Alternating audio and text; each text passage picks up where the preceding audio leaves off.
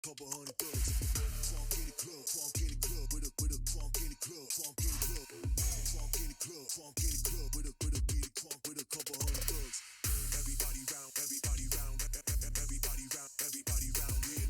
Everybody round, everybody round here. Know we getting hype. Everybody round, everybody round, everybody round, everybody round, everybody round here. Know we getting hype.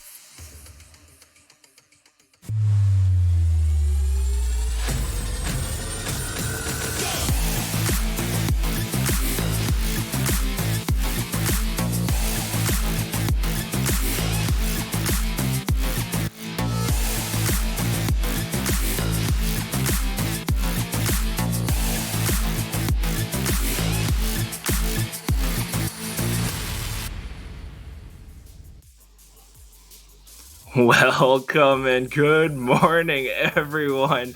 This is the VCT Game Changers APAC Day 1, and oh my god, I mean, it's been how many days? Day 4 now, actually. And there's been so much action happening. Right now, it's down to semifinals. I mean, we've got some crazy games happening today, Sleepy. All right.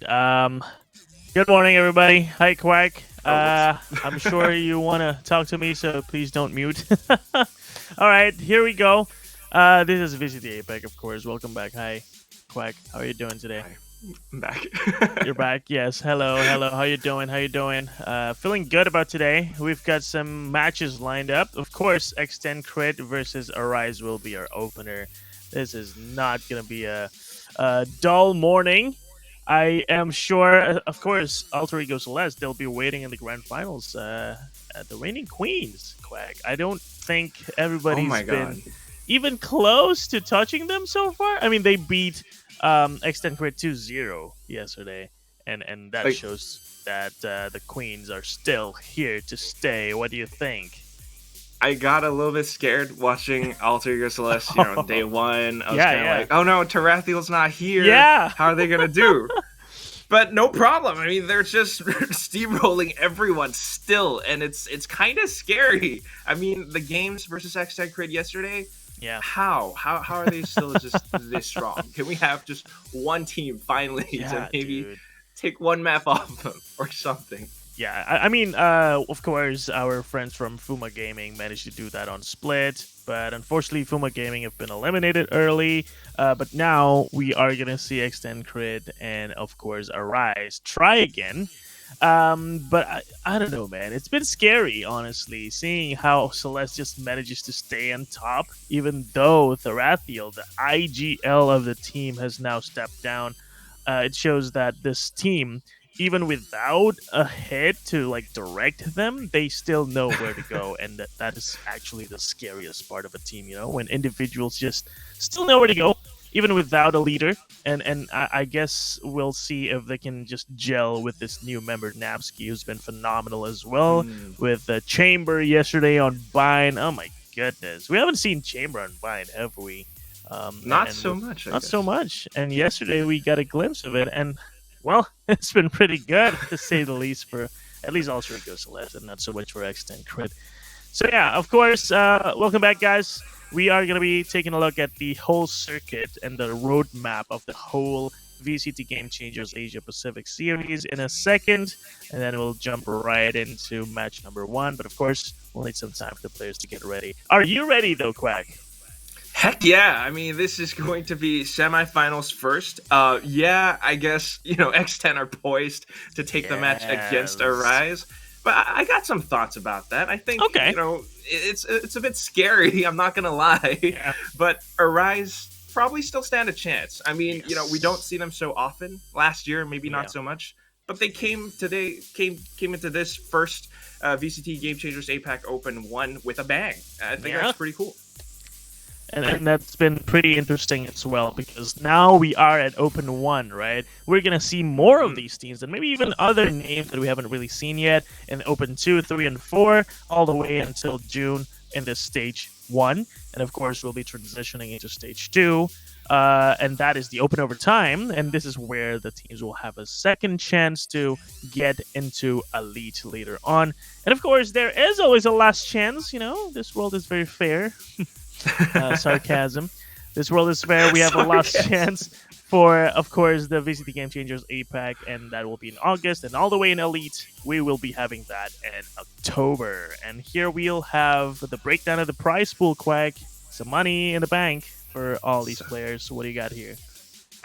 Some money in the bank. I think this is quite a bit of money. I mean, a huge prize pool. Everyone gets a little bit of something, but of course you want that first place prize. And with the entire circuit working this way, you also get points, and that's the thing that you really want, because you want to qualify for Elite later on at the end of the year. So that's what the teams are really fighting for. Money's just nice, bonus, incentive. And there's more money too if you do get qualified. Exactly. Right? Exactly. Leads just a whole lot more money. Yeah. Oof. All right. We need more, skins, right? We want to get some. Oh man, RGX. I would love some skin, dude. Can you imagine? Gaia? A Gaia, and of course, I would love to see like a Game Changers skin series. That would have been awesome, wouldn't it? And these teams who've competed all the way from the group stages, of course, would love some of that. Here we see a lot of the teams who have participated in Open 1, who unfortunately has been eliminated from Group A, B, C, and D. And of course, we have now 3 teams left contending for that spot in Open 1.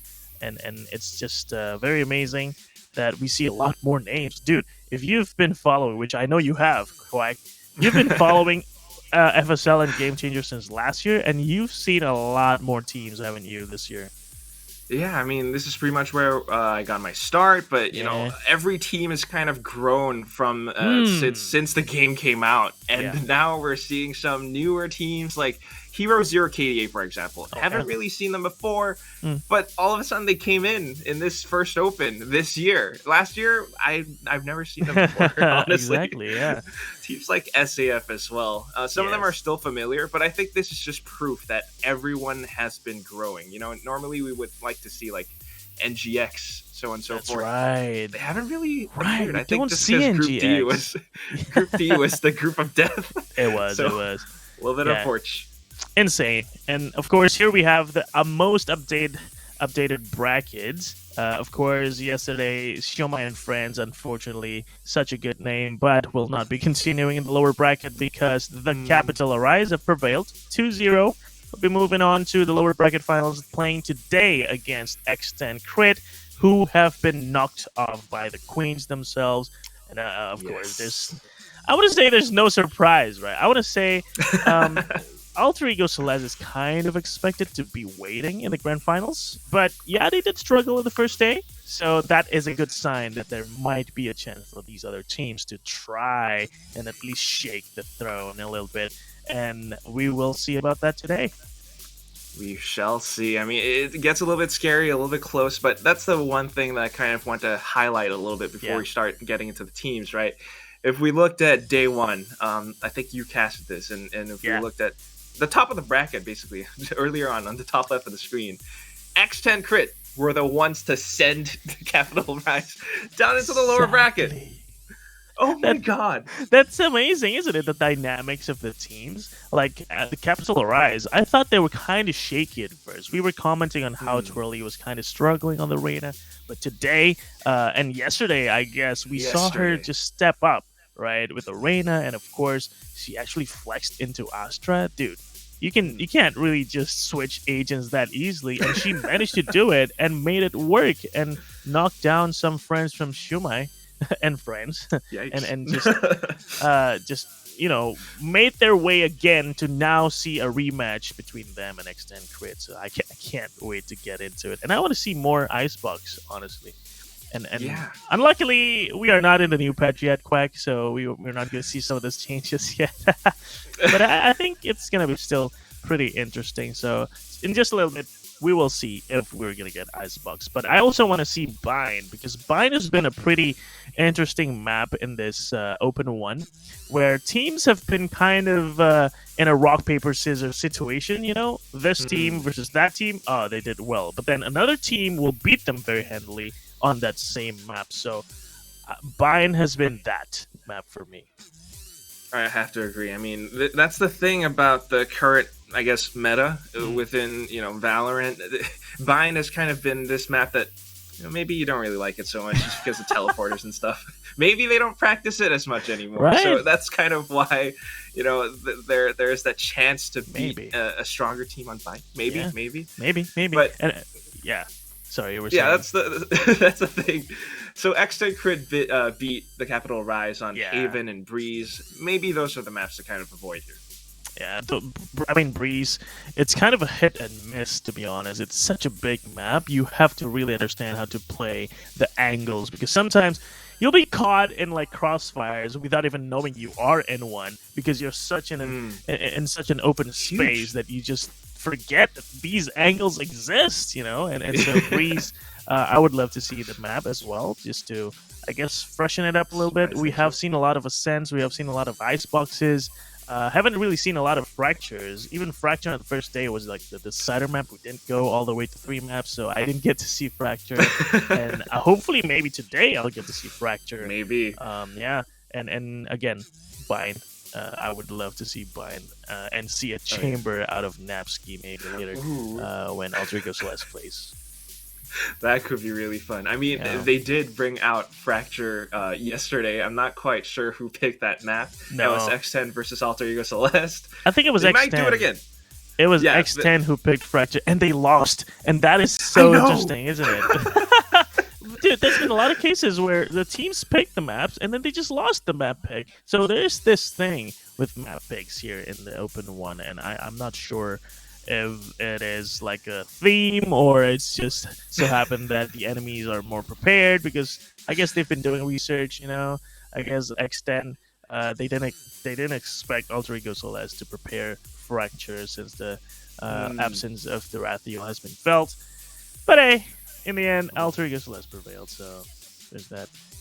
That's the tricky thing. I mean, Alter Ego Celeste is one of those teams that, they just seem to have so much depth. Yes. Like, whatever you throw at them, whether it's Bind, whether it's Fracture, they can still perform. And I think it's just coming down to the fact that they have such strong fundamentals. Like, even without Tarathiel, you got fraggers like a Neri, a Yumi. Yeah. They could just kill everyone. Yeah, that's dude. The problem. You gotta kill them before they kill you. It's such a shame that SMG is not here anymore, right? Because I feel like Kohaibi is one of those players that can match a Neri and Ayumi in terms of firepower. But regardless, here we have it, guys. The map selection, and as I've mentioned, Icebox is here, Breeze is here, Fracture is also here. My goodness me, we got a complete package. Complete package. I kind of like that they picked Icebox, because Icebox was the map where they beat Siomai and Friends SAF 13-1. 13-1. Oh my God. It is a very good score. I guess you must feel a little bit more confident from a game like that. And hopefully they can continue on with that momentum. Mm-hmm. Breeze, you mentioned, it's huge. It's kind of scary. They have to be very careful. And that's the thing about the Capital Rise. It's kind of interesting that they beat Team SMG. I mean, the first map was a walkover. Yeah. But they did win on the second map. That was on Bind. Yeah. Maybe not as important just because it's a different map. But the fact is they have some skills against a team like X10Crit. They need a bit more than just firepower. They need something extra, tactics. I don't know, some kind of crossfire. And I think they might have it, because what I saw there was that Breeze was picked by X10, and they are starting on the defense too. So that means the Capital Rise decided to start on attacking, which people usually just pick defending, right? So we might have something to see here later by the Capital Rise, because they are deliberately choosing to attack first, which I think makes a bit of a sense, because usually it's easier to coordinate your team when you're attacking, because, hey, we're 5 players, we're going to one direction, right? When you're defending, well, you have to really spread yourselves out and just play on your own, and that's when crossfires can get tricky. Oh my God, door is open, bro. But double door is open too. But A main is too. Oh man, where do I look? And that might be the problem that defenders might have. But you said it, man. X10Crit, they are well prepared for this, so I don't think they'll have trouble deciding where to position themselves and just set up all those crossfires. And the Capital Rise, they'll have to work these defense a bit more than usual. Exactly. They have to kind of be a little bit more prepared, Yeah. especially on Icebox. Yeah, 13-1 is an incredibly good score against SAF. Against X10Crit, different team, right? You're gonna have Yes. to try something a bit extra. Like Mm-hmm. I mentioned Mm-hmm. earlier on, their team comps for the Capital Rise is somewhat, I guess you might say standard. Double Mm-hmm. duelist. Yeah. They've got Sage, they've got Viper, one initiator, and Farm Ali. She usually goes for Sova, which is So, pretty nice, pretty mhm. nice. But when you look at a team like X10Crit, they kind of experiment around a little bit. Maybe Yeah. you're gonna see a chamber. Maybe they do double initiator, Mm. and that is going to be kind of tough to play against, I think. That's true. The adaptability on this experienced team is something that Capital Rise will have to take into account. And I agree. I mean, we haven't really seen double initiators on Icebox yet, but honestly, if there's one team that can do it, I think it's X10 Crit. Hmm. Genie has been very flexible on her agents. She I used know. Jet. She also played Sky at one point, and I think Sky. if there's any indication that X10 Crit is gonna play like a off meta agent or just a out of the box agent, I think Genie will be the one to secure that agent spot. I think you're definitely onto something because just Yeah. taking a look at stats, taking a look at what Yeah. happened on day one, X10 Crit did play against the Capital Rise on Breeze, and Mm. in that game, their team composition consisted of Ginny as Sky. So Okay. nail on the head, Sleepy. You're There you go. amazing. Wow. Baby Okay. TZ, the Sentinel player, Hmm. didn't go for Sage. She went for Cypher. What do you think of Cypher that? on Yeah. Breeze? Okay. Honestly, I mean, we know that last year there's the whole Cypher Cam fiasco, so I guess Oh. Cypher is kind of identifiable on Breeze. But honestly, I think we're moving on from that meta. I think Chamber's in, honestly, and especially in Mm. such a big map where operators are so effective with a tour de force. I think a Chamber will have such a good time playing in that map. It's as if that map is made for Chamber or Chamber is made for Breeze, like one way or the other. But I feel like Chamber is now in and Cypher is kind of out. So I don't know if maybe TZ is still going to be picking Cypher later, especially at this moment. It's lower bracket finals. You lose, you're done. So you might want to put everything out you have. So that includes Chamber on Breeze. Then go for it. Yeah, if there's any time to kind of try something Mm. surprising, this first map would be the one to do it because after that, Yes. that's their tournament life on the line. Yeah. That's the difference between possibly 1,005, 1,002 US Dude. dollars. That's a lot of Or difference. So yeah, I know. I don't want to miss that. So anyway, let's take a look at the agents then, shall we? I think we are a few seconds into the agent selection screen, and we'll see if the chambers and the skies are gonna be pulled out here on Icebox first. Mind you, we're not gonna be going into Breeze just yet. And on Icebox, I feel like Chamber has been also a favorite. And we've seen a lot, like I guess from ACL, Napsky, I think, have been playing a Viper, and then she played Chamber on Fracture. So I think if they want to do a switch, they can do it.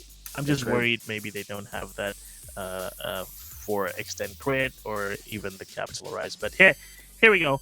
Let's just take a look at them and stop guessing, shall we? Here we are in the agent selection page.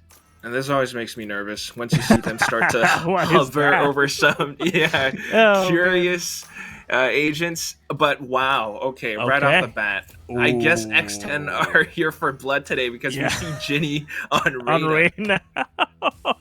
and yeah, I don't expect anything different from the Capital Rise and Twirly back on Reyna. I expect she's gonna have something to show us today Mhm, mhm. after that first day where I thought, oh, Twirly is kind of off today, but she's been making a comeback, and I think this is the perfect time to show us that yeah, she's gonna kill some people today. Well, that's actually almost a complete mirror matchup in Mm. terms of agent compositions. I mean, we saw the double duelists, both Yeah. Jet and Reyna. And of course, you got your standard picks, your Vipers, your Sages, one initiator, probably Sova. I mean, what do you think of that, Coach Sleepy? Honestly, What do you think? it's proven that this composition is kind of the best to work with on Icebox, right? So I personally don't want to stray away too far from here. We do like the occasional switch from Arena to Chamber, which I believe Chamber is kind of more useful because he's got the, those two alarm bots that are independent. You don't have to watch your alarm bots like Killjoy does. So Yeah. I would love to see Chamber sometime. But hey, if Reyna works for your team comp, where you can play a little bit more aggressively, just push up those closer angles, then I guess that's what these two teams have in mind, and I don't mind it at all. Yeah, definitely not. It's kind of comfortable if it works for you, and Yeah. you don't want to stray too far away from this. This is what you want to go with. But Mhm. the fact that both sides have the exact same agents, now this just says to me that it comes down to pure skill, pure strategy, because Mhm. you can't really fault the agent picks anymore. No, especially at this point, right? We are in the lower bracket finals. Speaking of which, we are starting our very first round of the day, and B side seems to be very empty, Quack. And I think this is going to be Oh a my fast God. take for X10Crit. They have to really take care of this side now, and we see a sudden rotation. All of a sudden, 4 players are here, but we'll see if that's the case. Yeah, at the very least, Baby TZ recognized really early on seeing that toxic screen, so she came to kind of disturb Arise's offenses a little bit. So far, it's just been kind of stifled. They can't really quite get the spike down yet because they know the site is not clear, but this toxic screen is so annoying to deal with. Oh my god, Genie finds one through the toxic screen because he was from 2nd level, so she'll see some heads below the toxic screen. And now the offense is kind of denied, basically, and they are going to start and maybe find a rotation or just maybe plant someone towards A, make it look like they're going to rotate, then re-hit B, because that seems to be the plan. Oh, And I don't think they have any further information with that recon, so they've been pretty successful in pulling the rotation, though. But when are they going to go 30 into the seconds site? left. well, they only have 30 seconds left, so they have to make it pretty soon. You got Allie kind of lurking her over by mid, but as soon as she peeks out, Polly's gonna take her head, and that is a really big problem in and of itself. Now it's just a random no. commitment to the Down B. plant, but unfortunately the trades go through. Arise still 10 able to find a couple more seconds frags. They have to get the Spike spike down, and they will. Extension to 40 seconds. Yeah, oh my goodness, that was so close. It was almost denied once again, so it's good to see that the plant went through. But Twirly with 24 HP, I don't think there's much she can be doing here. And Shirazi will be the solo carry One towards enemy yellow. remaining. And of course, with that kill from Alyssa, there's going to be one more. Alyssa just swings and peeks and headshots galore.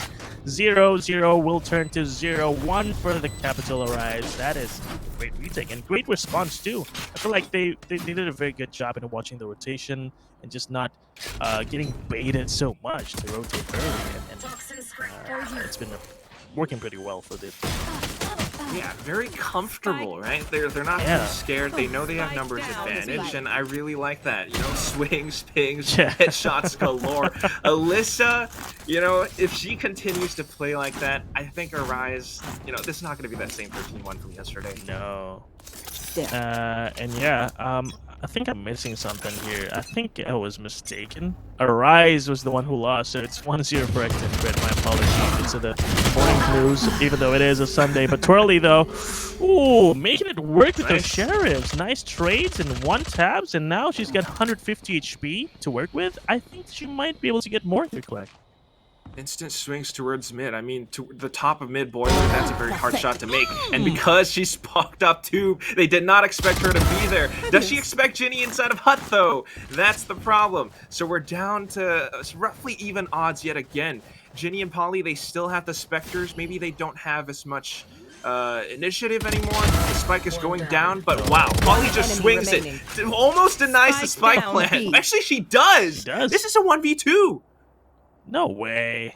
That turned around like that fast, and unfortunately, with only classic Alley, will be facing 2 players from 2 different directions, so there's not much you can do. That was unfortunate. I guess the plant was too open, and they did not expect Polly to just come straight in from under 2 and just deny anything that the Capital Rise have gotten themselves. So, unlucky, honestly. A little bit unlucky. Maybe they assumed that the X10 players would still be over by 3. Yeah. So Yeah, not the best case scenario, but you know what?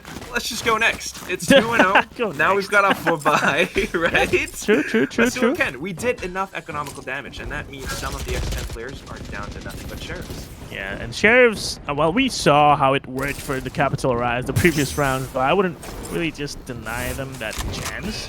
I think sheriffs can still make it work, but we'll see how the Capital Rise decides to work A right now, because the toxic screen is so annoying. It's really tough to enter A, but not when the timing is perfect like that. Twirly pops Impress immediately. Just try and scout some of the dismiss and finds one, but trades the crossfires on the side. Oh my goodness, this move from the Ginny though. That's running out of bullets. All running out of bullets. Trying to find each other, and finally Ali finds one, and now 2v3 with only 2 sheriffs. What can these do? Revealing it. That was pretty sneaky and agile. Yeah. Alexi as well as Ali just making it hell for Ginny to try and find a shot. Arise are going to swing off of this, and now Alexi double headshots. It's the triple kill in the round. Arise picks up their first win in this match. There you go. And there you have it, right? Losing pistol isn't that much of an issue. Losing a bonus, that would be a big issue. And thankfully for Arise, that did not happen. Unless Alexi just very comfortable with this Jet, you know, just knowing her full capability, the ability to just white peek, just dash away anytime she needs it, and therefore I love this confidence. I think Arise have gotten their groove right from the get-go, so I'm not worried about a stomp today, especially in this first map. Here. Yeah, both teams certainly came to fight. That was a very lovely setup in towards the A site, because you started off with Shirazi and the toxic screen, the poison clouds. It blocks off so much vision, makes it a little bit more difficult for X10 to control and defend the site, right? That's how, I guess, Twirly put herself in the little corner, got the entry. If they can do similar things again and again, that would be great. And Alexi with the swings going in again. It's going to be Ginny that denies her, though. So now Arise, they're going to have to recover for a bit. Yeah, and this side has been taken, but Alyssa is kind of sneaky, but I think she's given away position, and somehow I think Twirly will find her. Yes! Oh my goodness, what a tap transfer! 2 quick headshots, finally traded away by Ginny again, and Ginny somehow made... Oh my god, what?! Okay, I did not think that was possible at first, but let's talk about that later. For now, though, Muffin, 3-3, operator in hand. This is not a fun retake, but she did find one. Still does have the dash, so if she wants to switch to the Vandal, she does. And now there is an even better chance for her to find one dash away. Yes, she does find the first in 2 kills. And this v1 is going to be awkward because Shirazi finally gets Muffin from behind. Nothing expected from Alyssa's side, so Alexi's side, sorry. And, wait, no, Muffin. Oh my god, I'm messing up so many names here. I'm so terribly sorry, guys. But the point is, Twirly. My goodness, what is the tap and the wall? That wall bang, right? Oh my goodness, that was absolutely insane. The retake was pretty darn impressive as well, but Shirazi was just a little bit sneakier than she expected, I suppose, because Muffin was still looking down, I guess expecting her to come out from, you know, nest side area. Because it was such an open plan, you know, the usual stuff. Exactly. Just go and park yourselves at belt and just make sure you can now. B-side once more. It's going to be the target for Capital Rise, Toxic Queens. 2 queens just to block the visions of each team, and another good spot to be honest from X10Crit. I'm just incredibly impressed by our Rise. They're going in so fast, repeatedly, again and again. They actually get the spike down in a matter of seconds. Now it's a problem of holding down the site. They have to make sure that they block off X10, otherwise it's going to be a tricky duel. Of course, though, without the best guns, it's likely that X10 will fall, but the marshals are still ringing forward. Ginny with the sheriff now. Swings up from around the sides, finds yet a couple more heads. What? They don't know that she's here. She picks up the Vandal, dismisses away, still alive. That's a triple now. You've got 1 player down to red HP. Ginny for that 1v5 base clutch. She's gonna possibly do it. Ali is the only one left. She knows she can play the time. There isn't enough for Ginny to defuse, and that will be that. Wait, that is so awkward. Nobody seemed to know that Genie was over there towards the middle of the site, and they were kind of looking and focusing on Snowman. And Genie made it work for her. I mean, sure, I guess they did not even expect to win that round, but 4 kills? I'll take that any time of the day. And this economic damage will have its impacts, especially if X10 wins this next round, because then the Capital Rise, they'll be scrapping for credits and not going to be able to buy too much. Look at that, 100, 150, 700. Sure, that's one person with 2,600, but it's not gonna make it worth much. That shot is great. God. Muffin holding that side angle will have the reaction time to follow through. So opening kill for you will not kill my ally. Okay. I mean, it's always that angle. You're always gonna like jump True. check that, but no problem. You got Zinni, who's got the res. You just go in for it. We're back to normal. Maybe without the heavy shields, but that's okay. You know, I'm a Reyna. I can overheal myself. They're gonna go in to annoy and check and make sure that Muffin is still down on the A site before they make further adjustments. You got a minute left, and they don't have to commit to the site, but they're still gonna try to take Muffin down anyway. Yeah, that was a very close shot. I think both sides wanted to take one head off of each other, but no trades just yet. And this quiet, slower tempo from the Capital Rise is fun to look at. But finally, wow, their recon, they can execute. That was a nice dash towards 410, just achieving so much control with that one move, and finally maybe even getting a kill to open up. No, Melissa survives, and a judge actually found a kill, and that is an offensive judge, by the way. A Viper spit into a judge kill, and Alexi finally following through with a kill of her own. And now the retake is on a Viper spit too. Twirly taking easy trading, but unfortunately the res is on the right timing, so Foley is now left alone. 1v4, of course, found by Ali as well. That is such an awkward retake, honestly. And I think it was props to Arise just taking quick control by what you saw from Alexi, you know, taking 410 immediately, just having aerial vision to take cover to cover her teammates, and making sure that the fuses, the spike plan is good. This Viper spit into Judge was also perfect on it. The Judge, dude. Yeah. If it was a defending Judge, I would have, you know, okay, it's a Viper spit. Okay. You know, you have a Judge. Attacking Judge. It's an attacking Judge. I don't see that work so often, dude. And seeing that there was very impressive.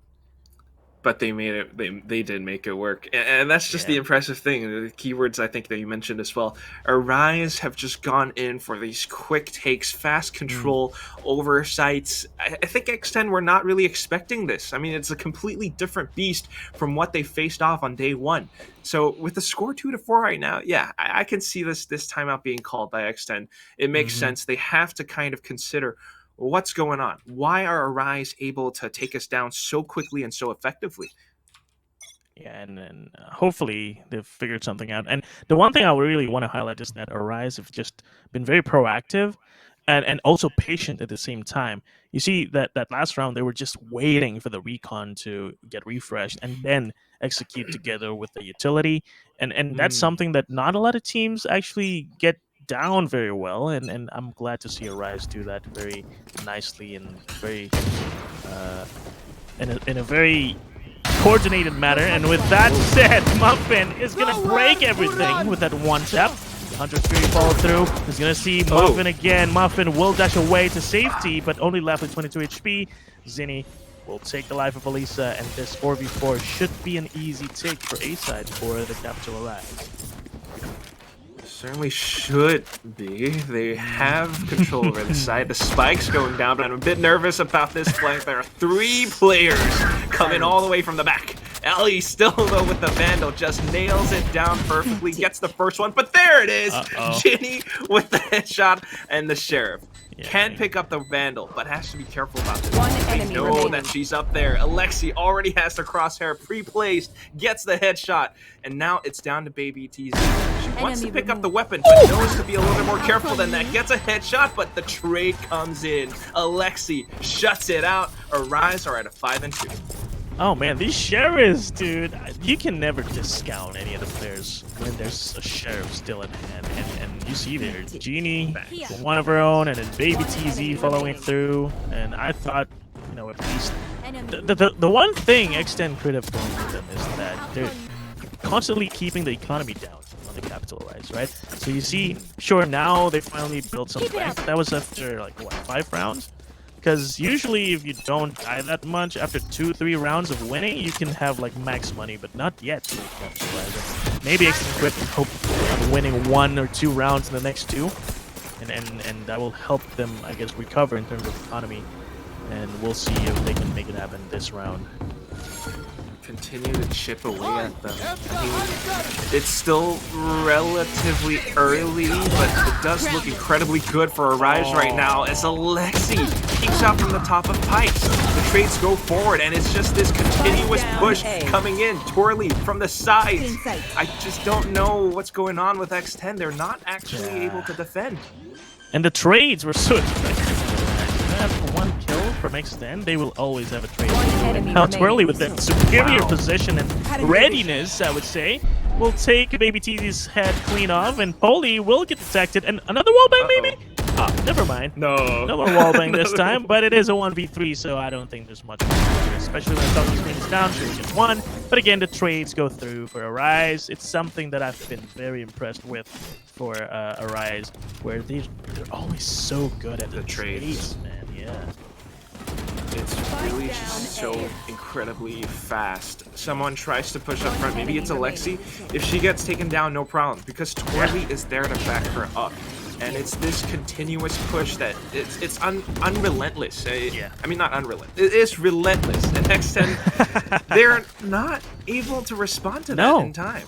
Honestly, it's been pretty disheartening to see that X10Crit cannot handle these fast pushes, and I really want to see some initiatives by them maybe push like what they're actually doing right now. They're pushing A and getting early information that it's not going to be an A hit, and they're also hearing stuff at B with this toxic screen deployed as well. They are going to try and delay while there is a push happening. If they manage to get this push timing right, I think Shirazi will have a good time. Woo! Okay, Polly, Marshall headshot. And this is what you get when you have that intel, right? They took things into their own hands, pushed out A. Now they know the hit is coming in towards B. They just have to be a little bit careful about how they want to approach this retake now. All 4 players are stuck and sandwiched into this one spot. Baby TZ with the Marshall goes back in for another peek. She gets traded, though, and they kind of have to dial things back a little bit. Yeah, and I love how they're so proactive to take control of the side, because they know they can't be pinned on the side if they want to win this run. And look at this. Even though they had the right initiative, they're still going to lose because there's just so much happening on the side of X10 and Ginny.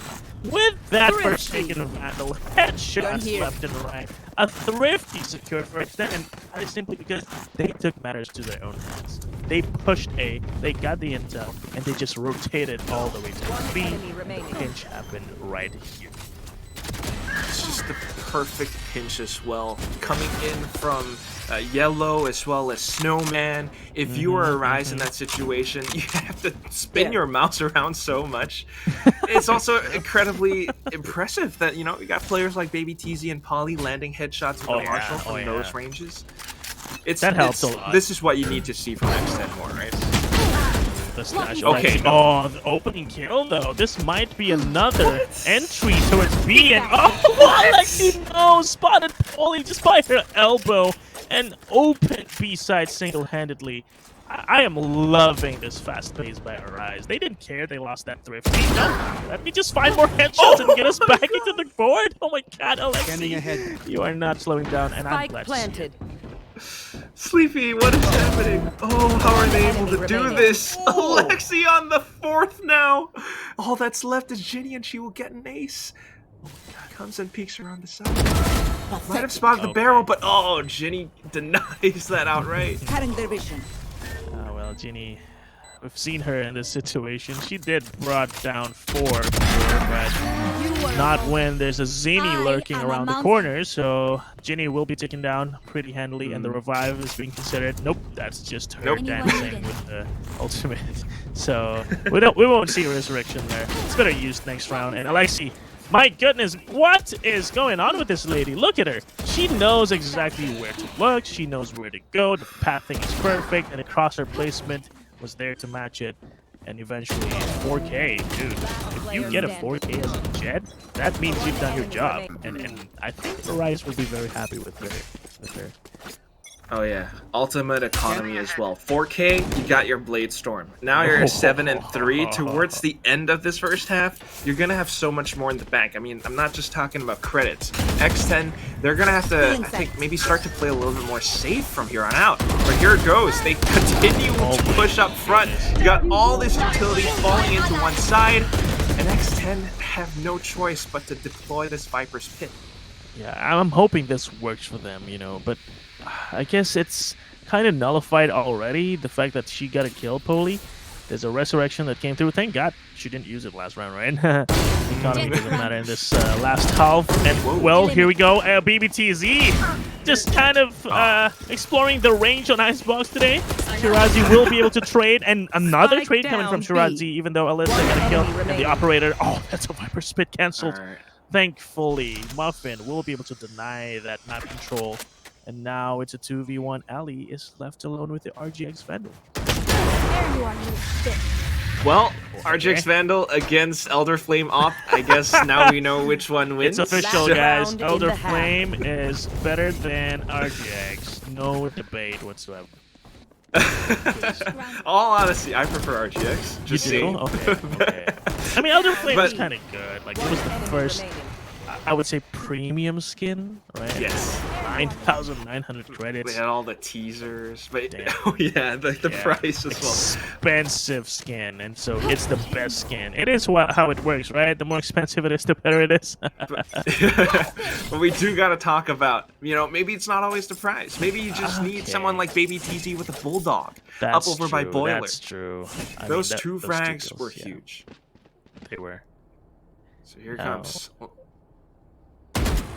round 12, and X10 want to take this 7-5. 7-5 should be ideal. And oh, Genie, I think, spotted her head, Shirazi. But Genie will just talk herself around this corner. But I think they are so. Oh, there is so awkward. There is a toxic screen blocking Genie, but that Genie? worked in her favor in the end because now she's got time to adjust her crosshair. Maybe even reposition. Yes, Genie will get one, two more even. Genie, what a perfect play towards that one little corner at Genie. And Switching I sides. thought it was going to be awkward for her and her team because you saw how Alexi dashed and tried to kill the Sova. Alyssa survived, and Genie just made it work to get 3 kills. Yeah, it's a little bit of trust. It's a little bit of just playing your cards right. Maybe it's awkward at times, but if you know that you can make use of that corner and spray them down as soon as they try to push past because of the quick executes, sometimes there's a lot of confusion in those takes. Right. So Ginny was able to come back huge with a triple, spraying them down, getting the final one as well. 5-7. This is not too bad for X10. No. Especially after we talked about how they can't seem to respond to Arise's offense, right? So finally they did find something that works, you know? It's basically a toxic screen, hide behind it, and then you'll get a 3-3 kill. So, okay, that's one strat. And now we're going to see Arise taking a proactive mid control, and this is what we've seen X10 work with, right? And we'll see if this time Twirly is cosplaying Genie, but Genie knows well that is her spot. She knows when there's one person playing her spot. Yeah. She is not letting her go there. It's gonna happen, but there's not that much of a trade for Arise, and therefore it's a 4v2. The shock darts are deployed, but not that much damage, especially when not combined with the snake Spike bite. You will planted. not find a kill there, Ali. Yikes! What are you doing there? That's Yeah. that's where I was. I know everything about this one corner right now. Muffin trying to pull off similar magics, but unfortunately will fall to Alley. We're down to the 3v2. Still, it's a post-plant scenario. Alexi with the player flicks to the top of the head, One but has to enemy find yet remaining. the other. What? Baby TZ getting taken down now by Alley. And it's down to the 1v1. Polly coming back around from the sides. She's going to be sneaky. I don't know if Allie has enough time unless she takes her down. Gets off the spike as soon as she spots it, but unfortunately a little bit too late. And X10 will pick up Pistol at the second half. All these Vipers and their sneakiness, you know? They Yeah. see a plant, in the open, and they decide, right? It's so crazy because there are always two options to play that open plant, right? Either you play a discipline, post-plant position like Belt, but you saw that I think Poli was going for that, and then in a 1v1 she decided to push forward and also made that work. So it's never that easy to play in a 1v1 as a diffuser because you'll always be the one pressured to find where is this post-plant? Yeah. I blame Nats for the sneaky Viper plays. I I mean, he Shirazi is very did similar iconic. things. Yeah. So, yeah. Always good to be sneaky. But of course, right now, in the second half, Arise wants to deny and find as much as possible after having lost a pistol. Spectre's at long range, though. I'm not quite sure how effective that's going to be. Never a good idea. You'll see a recoil fly really high, and I don't want to see that happen. So I think Muffin should really just stay safe towards yellow, or maybe just get kills. Who am I to talk about Spectre's long range? I don't play the game anymore. And Muffin made it work, so but this flank though. We'll see what happens here. Poison's Coming up gone. from the back. First shot is good, the second even better. And now Last player X10 has to consider that there is a flank coming Mm. in. Yet another flank landed, but unfortunately now she's super low on ammo. One more round in the chamber, and Alyssa just runs it down. Spectre Spray secures the win, but at what cost? You've lost 3 players in that round. here. And it is the sheriffs, man. I will never want to meet any of these ladies in ranked and give them a sheriff. You know what? You can have the round win so you don't play sheriff. Yeah, Muffin peeks. It's fine. Poison's gone. She does this sight stat thing with the Yeah. aiming down the sights, and Alexi with the sheriff is still so deadly. I don't know, man. It's insane. But look at the stats, though. 20-10 for Ginny. She's having a great time. But Alexi is also having a great time with 19 kills. So, Fake dash? that Or... we didn't see anything there. So, yeah, it's a normal round going into B with a very normal entry with feet. No need to fly. At the very least, it's a lot of noise. Arise might just over-rotate. We do have Polly watching the back in case anyone comes into flank, but there it goes. Spike getting committed now. The shock darts land, but unfortunately doesn't do all that much damage. Luckily, I think there was a wall that blocked it, so shock dart did hit the wall. The wall is kind of low, and it's taken down, in fact, so that was a great entry for the retake. But now the real retake is going to happen with the help of the recon. Oh, they're going to be spotted, and of course, going into your smoke with your detective and the recon is not a good idea. And Twirly knows that they are distracted. It just flags them really fast, but the fuse went through. Even though Foley and Alyssa might be able to salvage some kills, but it doesn't matter because the round is over and done with. So 7-8. The retake was great by TC Arise. Just absolutely incredible. I mean, the speed at which they go in for this. It's all the utility, everything well coordinated. Anyone that gets pinged, anyone that gets spotted, they have no choice but to fall back. And that allows for Arise to basically take quick control of the toxic screen, everything. They just stick the defuse. It's almost like what we saw when they were attacking. Like they were waiting for the recon, and once the recon is available, they just go S5. And it was proven that X10 couldn't respond well enough to that, and they just made it work again. So, my but God, now, Alexi. Alexi, You what will a not jump! kill She my will find a ally. kill, but the rebuttal will come in the form of the resurrection. Well, they know that there is a Blade Storm. They know that the rotations have come forward. X10 looking to rotate back to the B site. They have to make it quick, though. And a little bit cautious, because you never know if someone is still defending. So this is kind of a tough spot for X10 unless they can take down some of these players from Arise. Another updraft. Oh, Used no. Another kill secured. Oh my goodness, Alexi, you have been pretty amazing with the chat today. But the side will still be secured. And Muffin will still get a kill. She is still alive, so it is a very doable 4v3. And the kill by Shirazi will make it a little bit easier for a 3v3 retake. And we'll see if they have any other utilities. No, there is no other wall here. Zini have used it up somewhere else. And Ginny, the retake position for TC Arise, I don't think they're going to be able to secure anything without a wall and without a recon unless they find timing. Stand down. Oh, the timing is impeccable. As soon as the Toxic Queen falls, they find one. It's down to Allie, but here comes Polly saving her team. It's going to be an 8-8. Not too bad at the end. Oh my god, an 8-8. I've seen this somewhere before. We've seen a lot of close matches in the past few days, and this is not going to be any less close. So, good news for X10 though. Economic damage is finally felt after the first half. I know it doesn't make sense. This is the second half, so there's nothing to do with the first half. But an eco round for the Capital Rise. I think X10Crit will find Get out of my way! easy to secure. But then again, there are sheriffs, so I really don't know. Always want to be wary of those things, but I do want to point out, you mentioned earlier on, Ginny has been top ranking for X10. She's got 20 kills or something. Alexi's got 23. Oh, wait, what? Alexi has been popping off. I mean, we saw those updraft blade storms, and now with the sheriff, I just don't want to discount that at all, unless you do something like that. Okay, why you gotta do that, Alexi?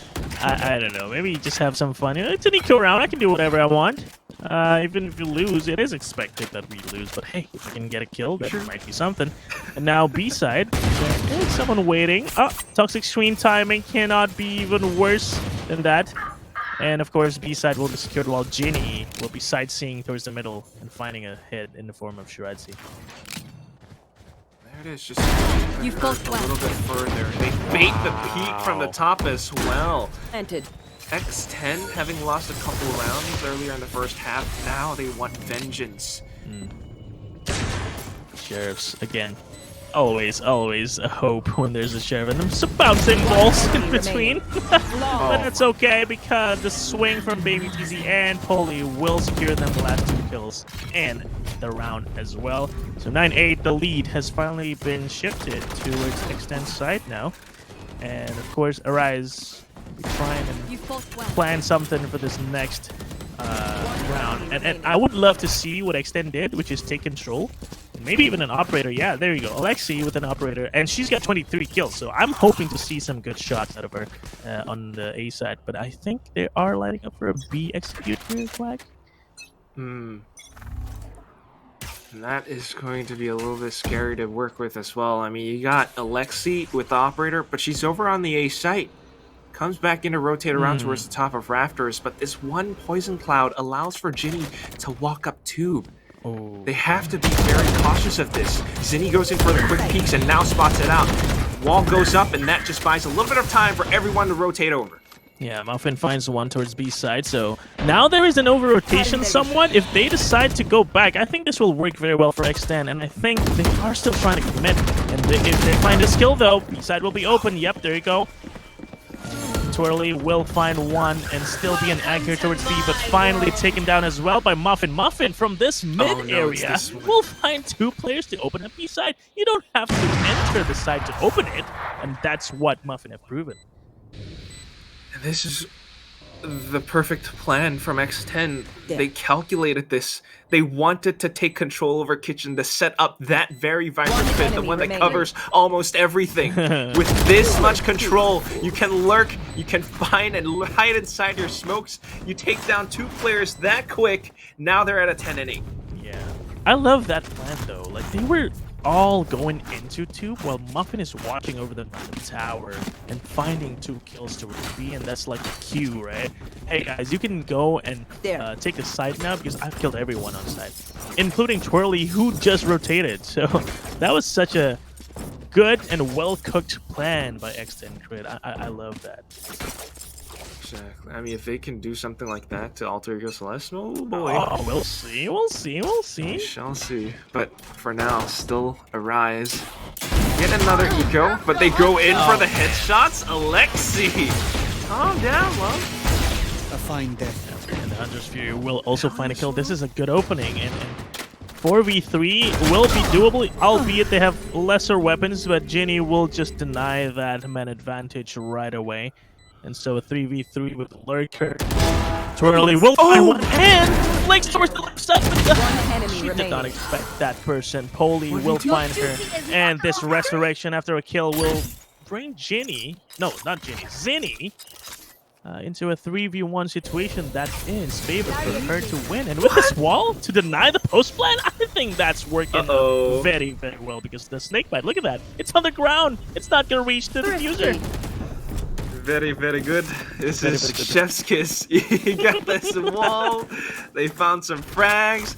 They had nothing but sheriffs. They got the res as well. Yeah. Polly tried. I mean, she set that up. I didn't realize that you could have lineups for a spot like that. Yeah, very impressive.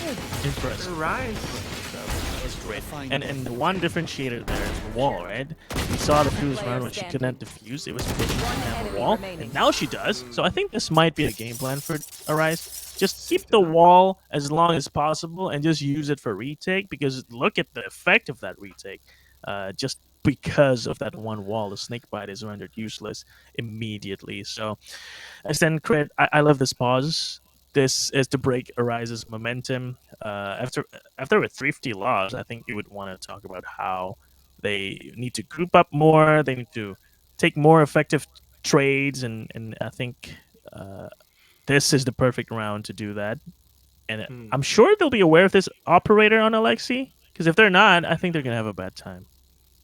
Yeah, to consider that there is that possibility. Still, this is where things get really, really tense. 10-9, anything can happen. You got Polly with quite a bit of bank as well.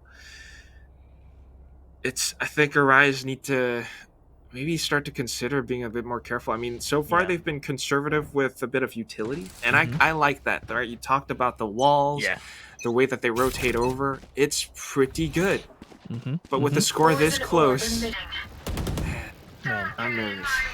I'm nervous for them. The Viper Spit is going to be popped and hopefully secure them one round. That's the only ultimate I feel like that could potentially bring this to their favor. But what I'm worried about right now is there is that drone and Hunter's Fury that Alyssa is saving. And I think we're going to see a rotation soon from X10Crit, be it to actually clear out this Viper Spit or just leave it alone altogether. And I think they're taking the latter option. Yeah. Heading in towards garage. They just kind of want to leave it alone, but they need to be able to take down Alexi and just completely storm down the B site in order to make this plan work. Make it a slow rotation for Shirazi to rotate over from the Viper's Pit. Fortunately, now it's taking a little bit too much time, and at this point they hear the footsteps. 3 players already up over by yellow. They need these frags, but jumping up the top, Zinni, Alley, they've taken them down. X10 have no choice but to fall back. But where are they going to go? Oh my god, if they're going to go A, they will be met with this Viper Spit and a Viper inside it. They can dodge it, however, with the semi. So I guess that's one way to work around it. But they will be fighting against time. Only 10 seconds. There's one thing Shirazi needs to do, and that is deny the plan. Will she be able to do it? Yes, she will be able to do it. There is still time if they want to try and plan. No! There's way too much distraction and action by Twirly herself. And with that, 10-10 is the score. The perfect response by Arise. Locked one passage with Viper Spit and just stacked 3 players towards the other side. And there's no entry whatsoever for X10Crit. I couldn't have said it better, Sleepy. You are the tactician, and this is perfect. I mean, you said it all. Shirazi, the 3 players stacked up. X10 had no choice, no options left, even jumping up from the top of the zip lines. Unfortunately, it was a little bit too exposed, and Shirazi, she had one job, she nailed it. 10-10, now they got economy. This is where X10 might start to sweat. Ooh, I am shivering for X10 because I feel like they were comfortable enough with their lead. But now it's gone. And economic-wise, they will be denied that advantage soon if they lose this. And this Hunter's Fury will try and make sure that does not happen, but it didn't find anything. And another delay is happening for them. This wall, though, they will be able to plant, and so at least there is going to be a retake situation. We'll see a flank coming from Zinni, and she's going to find post-planter, so there's no post-plant option except with that shock dart, because remember, Hunter's Fury was used in the beginning. So a bit of an expensive take to say the least, but here it comes. They're playing with timing. Twirly finding the frag, she denies these post-plant plays, and Zinni now sticks to the defuse, not even all the way. They drop for a bit just to find a couple more frags, and there it is, the stick and the defuse. It's 11-10, the final frag as well. Oh no, X10 just might lose this map. They might. And I love how Zinni just made all the difference there with that kill towards the Viper, because you saw how X10 scrambled to get her back alive with the resurrection. But there was no time, because by the time they were there to revive our dear friend Poli, they have no time because the diffuse was already in motion. So you see a planned scramble like that and X10Crit, they will feel that in the team. Get out of my way! It's not going to affect them this round, because they still have guns, so there is still a big chance for them to take a site and maybe do a post plant once more. Maybe. Guns and a Blade Storm.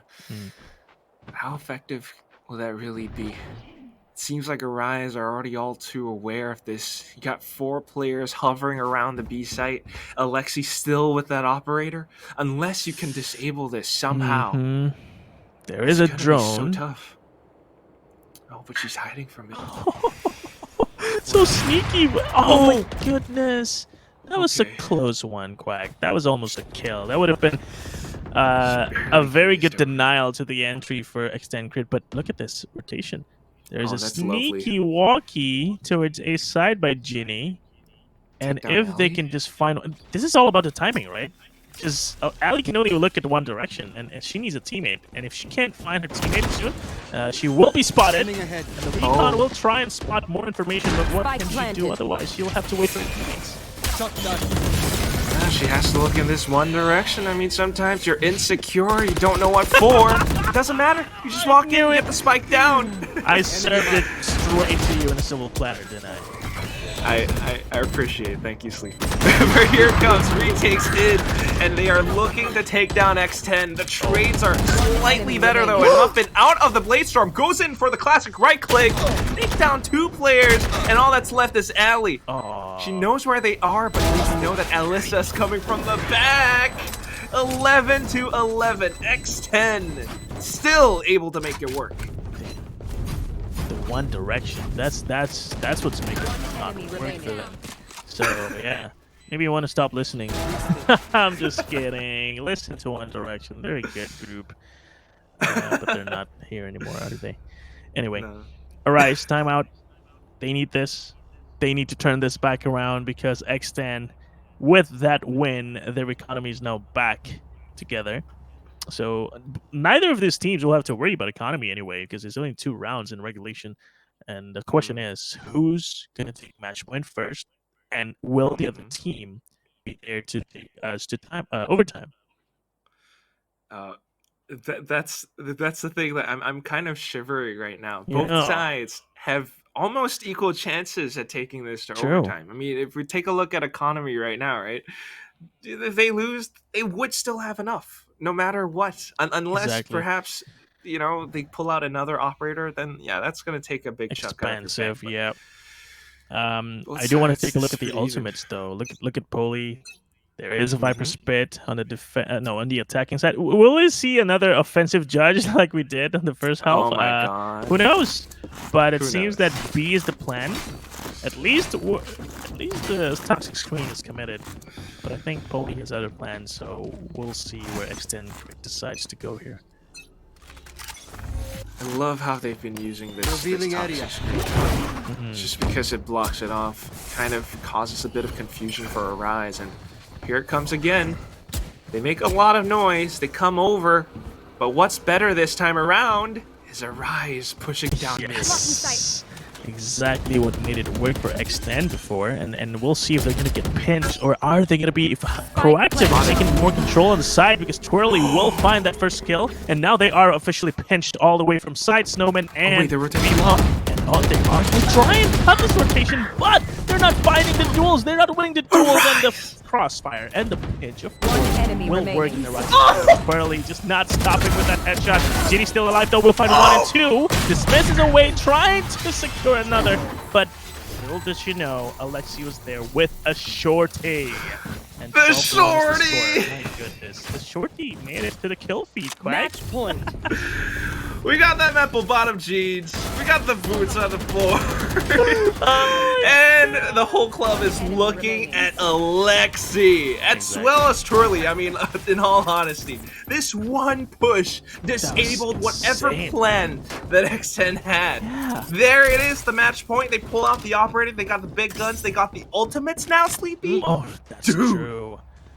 They're only 2 away from Hunter's Fury for a retake and 1 away from a resurrection, and Alexi will try and get early control towards A. This is what won them the previous round, so if they continue this push, I think this is going to be good for X10. No, sorry, for Arise, not good for X10, because look, they're huddled up again. They are grouped up again towards B-Bomb. Well, at least they're pouring a lot of bullets into taking down this one wall. So Zinni doesn't have that for the retake anymore. Gotta be a little bit careful. Committing to the plan. They want to stick it. Blocking sight. There's a big difference here, though, because there's only one flanker, and she has an operator, so it's not going to be very effective, but she does have a Blade Storm, so if she wants to go in right now, I think she can, especially with that kill. Pop the Blade Storm, go the updraft, and go wild, Alexi, because we are going to start and see the conclusion of this map, especially with that spotting of the Viper, but you're not done. Poison's gone. Finding a kill, Alexi will try and open this back up, and Muffin will try and save X10 from Annihilation, and Ginny will be the cleanup crew for that, and we are going to overtime, baby. Overtime, baby! Overtime. Sleepy! Man. This is just the first game First of the day. map! What is happening? Both teams, both Titans just collide and clash towards each other right in this one spot, green and yellow. And it's just magic by Ginny that she was able to pop the Empress, spray all of them down. She saves her team from losing this first map. That couldn't be more perfect. The duo, Muffin and Ginny, the double duelist, just making it really work with their trades and crossfires and impeccable decision making to stay towards yellow, even though they know they were being pinched. And Alexi did a great job, right, with 2 kills, but again, they just were better aimers, I guess. I certainly guess. Here it comes, Arise back again on their attacking side, and we've seen how fast they can be. They've slowed down the pace somewhat. In fact, spread across the map. Toxin They screen probably heard down. something though. I think she No charges did. left. And we heard something now, and she's gonna start bad. Somehow Alexi finds another kill before taken down by Poli. So at least it's an even 1-for-1, and B-side will be once more where the party is gonna be at. And Poli will try and maybe stop this party before it's happening. And this wall is a little too late to start, I guess, pouring her bullets now. And so the plant will happen in. It happened, Muffin. She dashed in an awkward spot and still finds a kill. Muffin is probably going to be the killer here.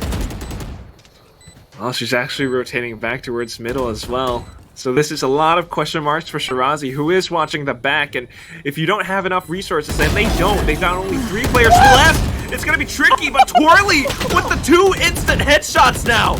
2v3.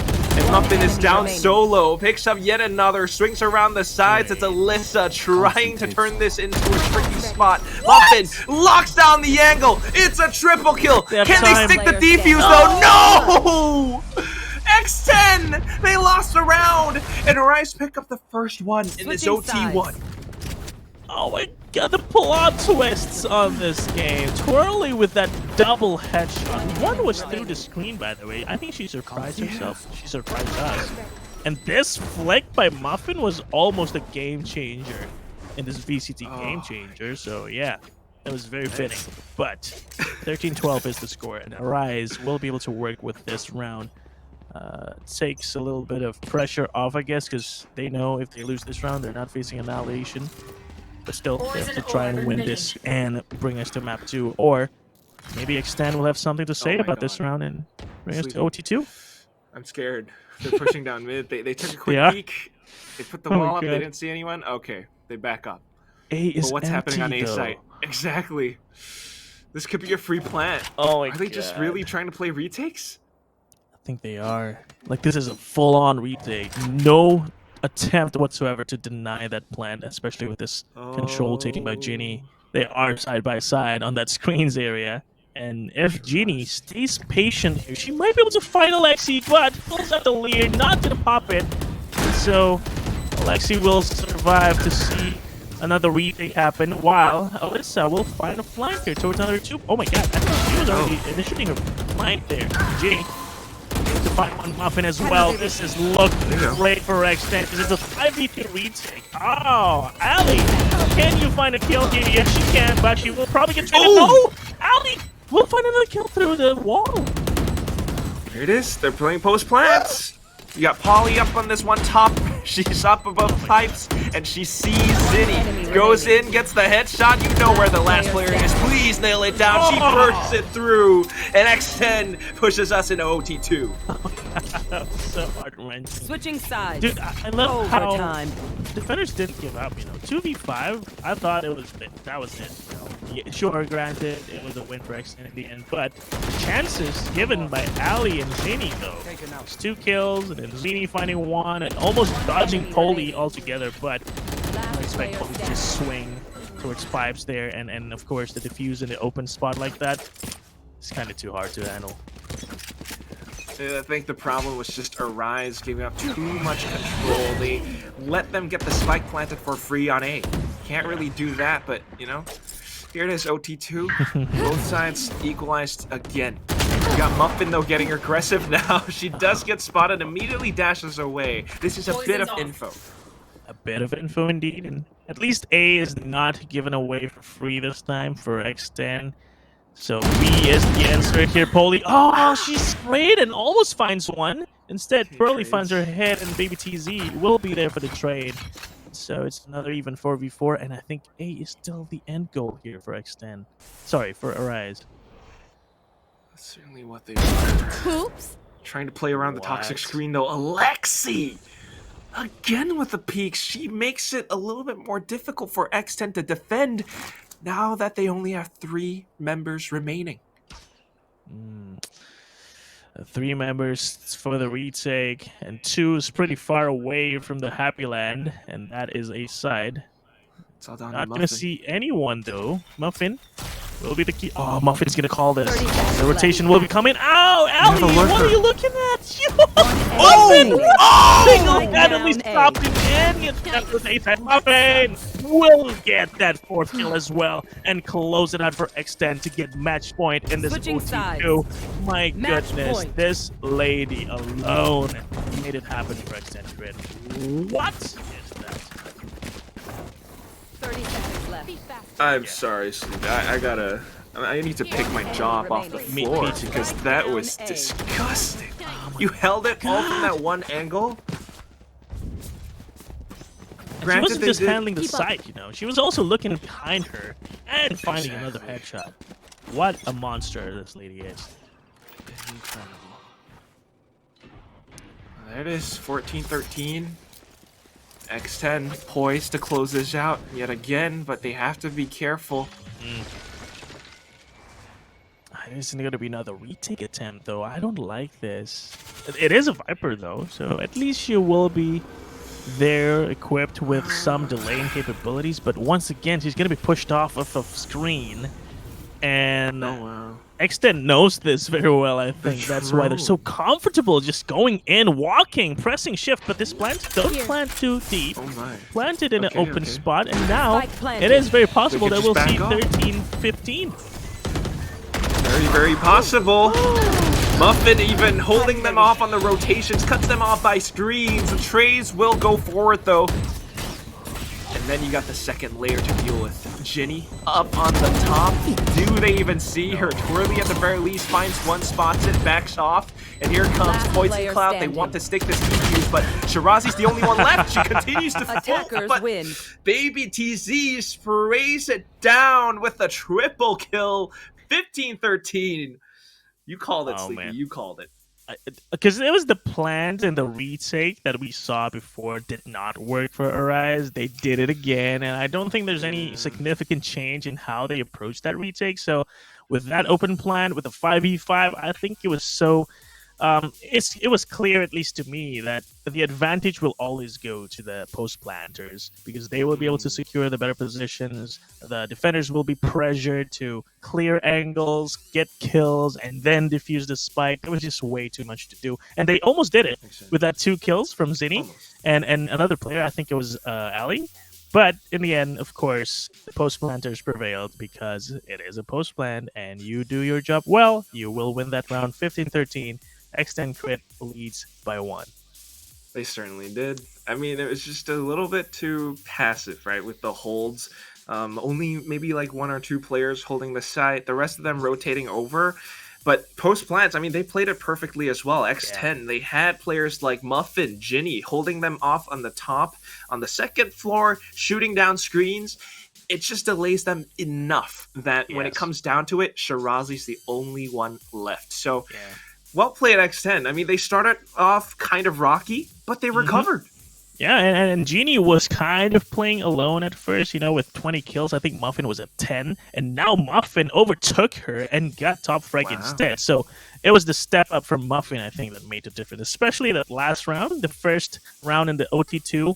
Oh my god, just getting 4 kills single-handedly locking down a side. That was insane, and that made the whole difference. And Alexi, I would say, has been phenomenal as well on the Jet. With 30 kills and the entries and the moves that she proved to us with the updraft and Blade Storm kills, my goodness. It was a treat to watch these 2 Jets. And then you have some stats here.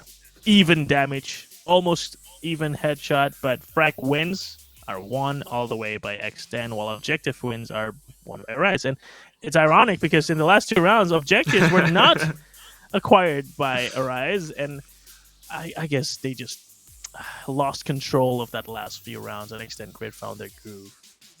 A little bit unfortunate, but nonetheless, it is still a truly explosive start. I mean, first game of the day, we got 2 OTs. I like that. I like it. I don't know how much more we're gonna get moving forward, but man, we gotta keep our eyes on girls like Alexi. TC Arise. First day of VCT APAC Open 1 Challengers, Game Chambers, excuse me. It was kind of tricky. They might have lost to X10Crit, but they came back. They came back with a huge statement, right? Overtime. Exactly. What's going to happen on Breeze now? What's going to happen on Breeze, indeed. But now, as we look at the highlights of that previous map, I want to highlight Twirly as well, because I did say that Twirly was the player that I felt was kind of off on the first day when we casted the Capital Rise. But she found her groove and found some great headshots. And look at it here. Twirly made it work for Arise to try and stop X10 from snatching away map 1. But in the end, it was Genie and Muffin versus Alexi and Twirly. And for now, at least at this map, I guess it was Ginny and Muffin. Ginny, Muffin. It's always the Jets and the Reynas, right? I mean, not to take away credit from the support, right? We also saw how Shirazi made it work for delaying, but of course, towards the last 2 rounds, it was not going to work because Shirazi was left alone. Here's the interesting fact, right? Shirazi was the first person to be defending a side, and she was the last person alive. So there is something to be seen there, right? Why is it that she was the last person alive when she was the one defending the side? That is for Arise to figure out, and maybe Breeze will be where they put it in motion. See, this is something that only Coach Sleepy can pick up, because I ain't that. Come on. Caster Sleepy now. Caster Sleepy. And this is what it's all about, right? Yes. You find these interesting nuggets of information and you point them out. Maybe the teams will pick up on it, and let's see how they improve for Breeze, because for now, we got to go for a quick break. And after that, it's going to be Breeze, round 2, Arise versus X10Crit female. Let's go.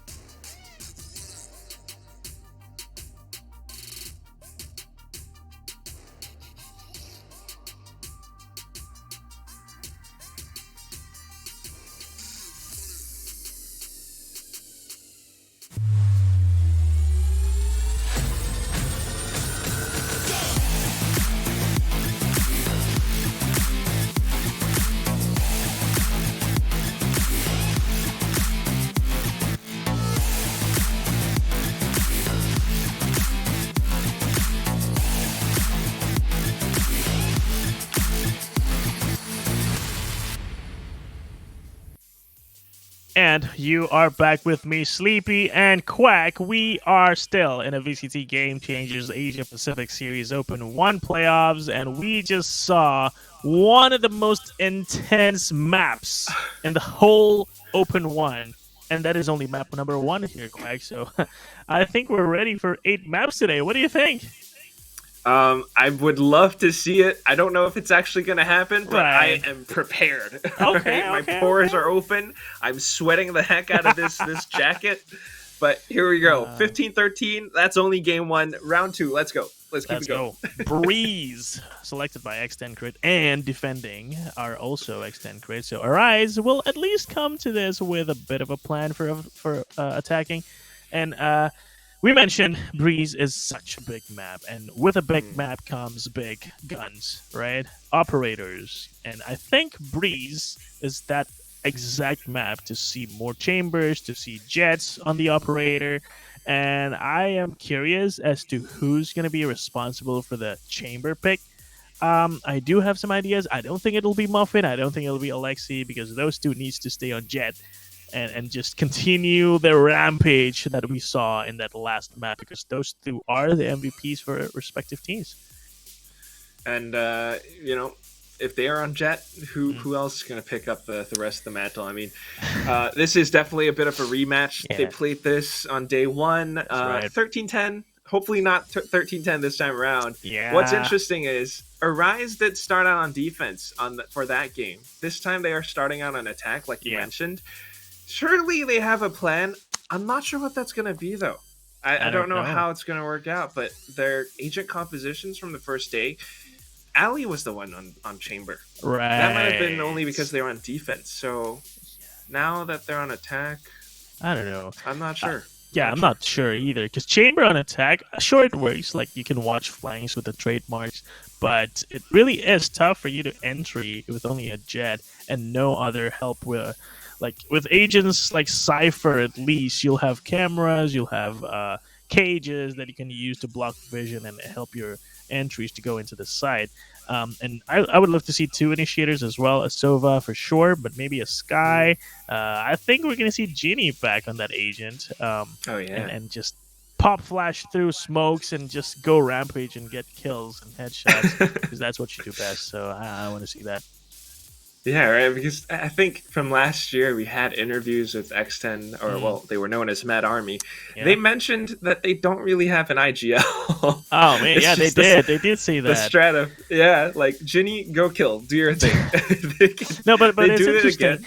I think everyone assumed that Genie was going to be IGL, but then there was that interview saying that there's no IGL. So I guess Genie wanted to focus more on the gameplay instead of, I guess, talking. Maybe. And I think we'll see that here.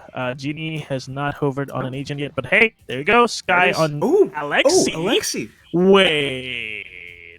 Okay. So it's not Alexi on the jet. It is Twirly. And I think, we're going to see Chamber. No, we're not going to see Chamber. We're going to see Cyphers on both sides, actually. Even though Extend starts on the defending, they are still going to decide with Cypher. And Ginny, I think it's just about locking now. I'm sure it's like 99% sure that she's playing Sky. It's gotta be. Unless she, suddenly picks Yoru or something. Nah. But this is... I have a feeling like this is Capital Rise's game plan. They studied X10Crit from their initial loss, like when they got sent to lower bracket. Exact same agent composition.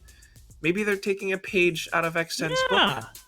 And that's not so bad. Why reinvent the wheel, right? Just take strats, copy them, and improve along the way. And that will be Arise's plan today. And I do hope for their sake that it works, because if they lose here, they are out. And X10Crit will have a rematch with Reign Queens Alter Ego Celeste. And that will happen later. But hey, it's not even sure yet. It's not even confirmed yet that X10Crit will be the one going through, because Arise, they will be looking to bring this back in a reverse sweep, and we'll see if that can happen here on Breeze.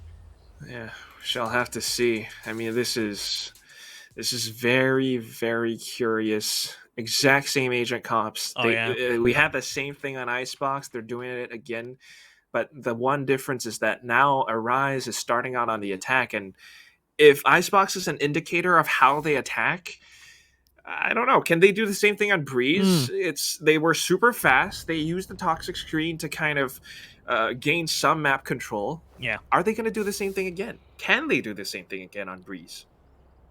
Comes down to those wide angles, because they will find it hard to time the toxic screen once it's down. So it's going to be coming down to those disciplined angle holding, not wide peeking towards 3 people.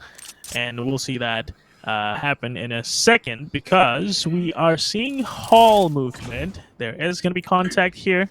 Twirly is going to get spotted. The shock dart is going to be flying. Twirly trying to find an opening towards hall, but not finding it. Opening the door instead, and maybe A side will be there for the taking. They've opened up the metal doors now, and they're trying to find some picks down the bottom, but unfortunately for them, Muffin is so sharp, so crit. Takes one down. The shock darts peg down Alexi even further. Here. The rest of the squad trying to gain some space, but they got to watch out for that right pyramid. Yeah, the right pyramid. They cleared it. And so that was kind of a fake information, and the recon did not spot anyone. And they're going to check her anyway. Ginny with that discipline. Amazing sense from the, quote-unquote IGL. I'm going to assume she's the IGL, man. She's got most experience and stuff. But, hey, they are going to go and leave A. Heading towards B now, but the rotate is coming in, so it's going to be a hard-ass take. 30 seconds left. Oh my god. Cypher Cage one way, then Baby TZ's just a little bit sharper. Spy Carrier killed, and the final one bites the dust. X10, this is still very much their map.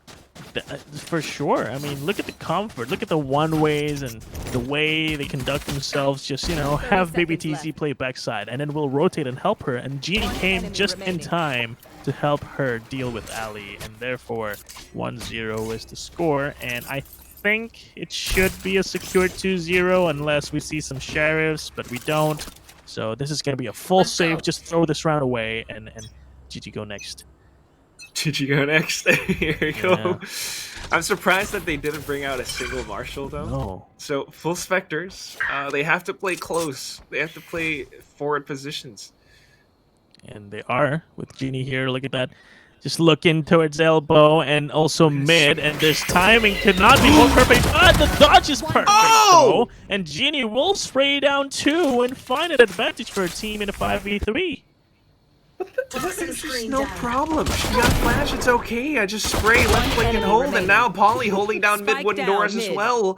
I don't know what Arise can do. Ali's the last one left. Only a classic in hand, 1 recon bolt. She holds the position, spots the player, but the Spectre digs her through and through. It's a flawless win for X10 Phoenix. Did you say Spectre and long range just don't go together? I don't think that's true for our friend from X10. Look at that. Just instant headshot from that range. And of course, close range, no question. Door, This is break. 403, right? This is not like episode 30. This is not Episode the 2. Yeah. No. They're still so good. It is still so good. Dude, I've been saying Spectre is not nerfed enough, man. They are. We still try to run and guns, please. I saw your tweets. Yeah. When Neon came out, oh man. Nope. Not gonna happen. Nope. Anyway, B take. Full dice. Drone now.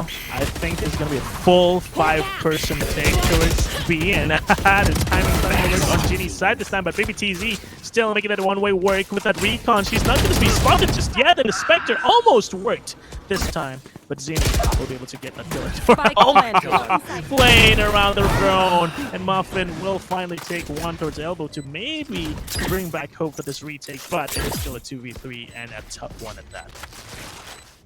My goodness, Twirly. She just walks in, kicks down the doors. This side is hers with the triple kill. Alexi, just the icing on the cake. Arise. You can never doubt them. The site, maybe B's a little bit smaller, but that's the thing. They go fast, they go hard, they claim it.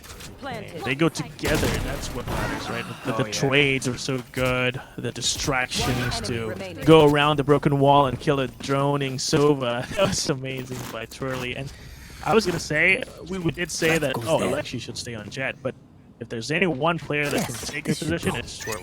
It is.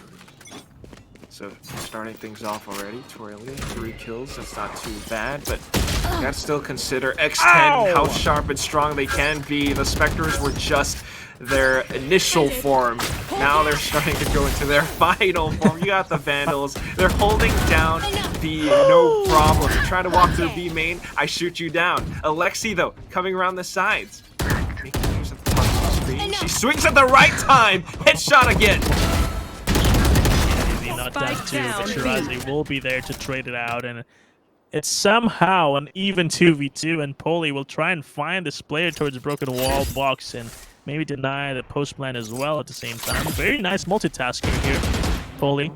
Not gonna find a wall bang though. Alexi will stay alive towards that broken wall. It's gonna be all about the timing. She's gonna look left and right. Is she gonna find a kill before Muffin finds her head? Instead, it is Shirazi that goes down, and Alexi in an awkward position and not checking the corners, trying to trigger discipline out of that, but Muffin is there to secure the round for X10Crit. That was almost so good. Yeah. Trigger discipline, but Muffin just checked it. Muffin saved her team. And now we are at a 3-1. That is impressive. It was heartbreaking, if anything, for Arise. They took the side very well, but they were just stopped by, I guess, Ginny with her headshot. Even one through the smoke. That was just uncalled for. That was not very nice, not very polite. Ginny, don't do that to people. It scars them, you know. And now we're gonna see them playing the sheriffs finally. And a marshal on Twirly, so maybe that can find something here. But yeah, Definitely scarred. They're not peeking main, and that allows for X10 to walk up front. But here is the sheriff. Where is everyone hiding? Hero theft as well. Extra information. okay. And a Picked guardian. up the guardian. Okay. That's an upgraded sheriff, I would call it. And we'll see if she can find anything. She did find one with the sheriff. If she can't find one with the guardian, throw it away and never touch it again, and just play the sheriff. Now they know it's kind of spread even two on each side. They need to find these duels in order to get the spike down. But look at how safe they're playing. Recon wallbang through. Alyssa is doing her job, as well as Polly. But Zinni tries to cut them off on the rotations, watches and locks down the angles, but wow. Ellie on the escape gets taken down by Polly. Alexi with the flank through mid. She's gonna be able to pincer them down. Polly, what are you gonna do now? Sticks it down halfway, but there comes the peak. You called it, Sleepy. Zinni. Off the Sheriff frags, off the Guardian upgrade. Arise, take a thrifty win. Yeah, Zinni, keep it. Keep the Guardian, please. Oh no, she threw it. I was gonna hope that she was gonna keep the Guardian and maybe give us some more headshots. Look at that. One tap. That's all she needed. And the perfect timing on the peak. And this flank by Alexi, though. The awareness to push towards nest and just flank the rotator and the retakes. I think this is what Arise is capable of. They know how to take a side fast, and they know how to spread themselves out and play the retakes very well. And they secured one round because of that. And we're probably going to see an A fast hit here with that toxic screen because they know there's no money on the side of X10. Very lovely to watch, and again with their aggressive pace, it certainly catches X10 off guard, but unless Alyssa with the flicks gets the sheriff shots through and through, got the first one, now has to reload, she's down to 5 HP. Viper's Pit is up though, and that just makes things a lot tougher. I've got your trail. Very, very tough. And there's also that denial with the Seekers, and Alizini will find kills off of those Seekers. And now it's an even harder 3v4. It was a 5v4, but now it's not anymore. And they do have utilities like the Trailblazer and the Flash. They will try and make use of it. One headshot is found, but Poli Shirazi will trade away Zinni as well. And now it's only left with Genie. The sky thing highlighted. But what can you do when Zinni gets out of her cage? And remember, if you are a Cypher on your own cage, you don't make any sound. So Ginny did not expect that whatsoever. And that's just incredibly smart. remaining. Arise are incredibly impressive with how fast they can be, with the way they spread over the map. Like you mentioned earlier on, the map awareness as well. The only time that maybe it doesn't work out so much is if they get taken down along with their advances, right? When Ginny took them down through B main, that was the only time that they actually kind of started to stifle a little bit. So maybe opening picks and watching these angles is what X10 needs, but so far it's still okay. It's still early days. And they're playing pretty passive too, with no operator, mind you. I would love to see an operator on Muffin and just make sure these angles are covered. And so when there's an advance happening from the side of Arise, they will be able to stop them. And at least there's a recon denial there. So Muffin will still be able to play this angle, albeit being pushed away with the flash and the recon. And now, headshots again by Ali and Alyssa, though. Trying to make this work with only lonesome. Maybe even finding a headshot there. Nope. To try and find a heal from her teammate, but again, Alexi with a sneaky play. Will she know that there's a player upstairs? Nope, doesn't matter. And the bullets matter though, because if there's no bullets, then you can't shoot, and if you can't shoot, you can't win your round for your teammates. But thankfully, Shirazi is there to cover for her. So 2v3. See what happens. Ollie comes back through mid wooden doors. She's looking to take them down, but unfortunately will not be able to get the duel. It's all up to Ginny, and at this point, I don't think she has enough time. Might be able to take down a couple more players, but that will be it. Shirazi takes her down, and 4-3, Arise in the lead. It is no wonder that Genie is the last person alive, because she'll be behind her teammates, throwing out flashes and healing, and just waiting for her teammates to take first contact and then trade. But she's always left alone in the end, in a 1v3, 1v4. It just makes it so much harder, and it takes a toll on you, you know? If you're always in a clutch situation, you're gonna start wondering, yo, why are you all dead? It's a little bit unfortunate to say the least, but sometimes that's just what it is, and maybe X10 needs to...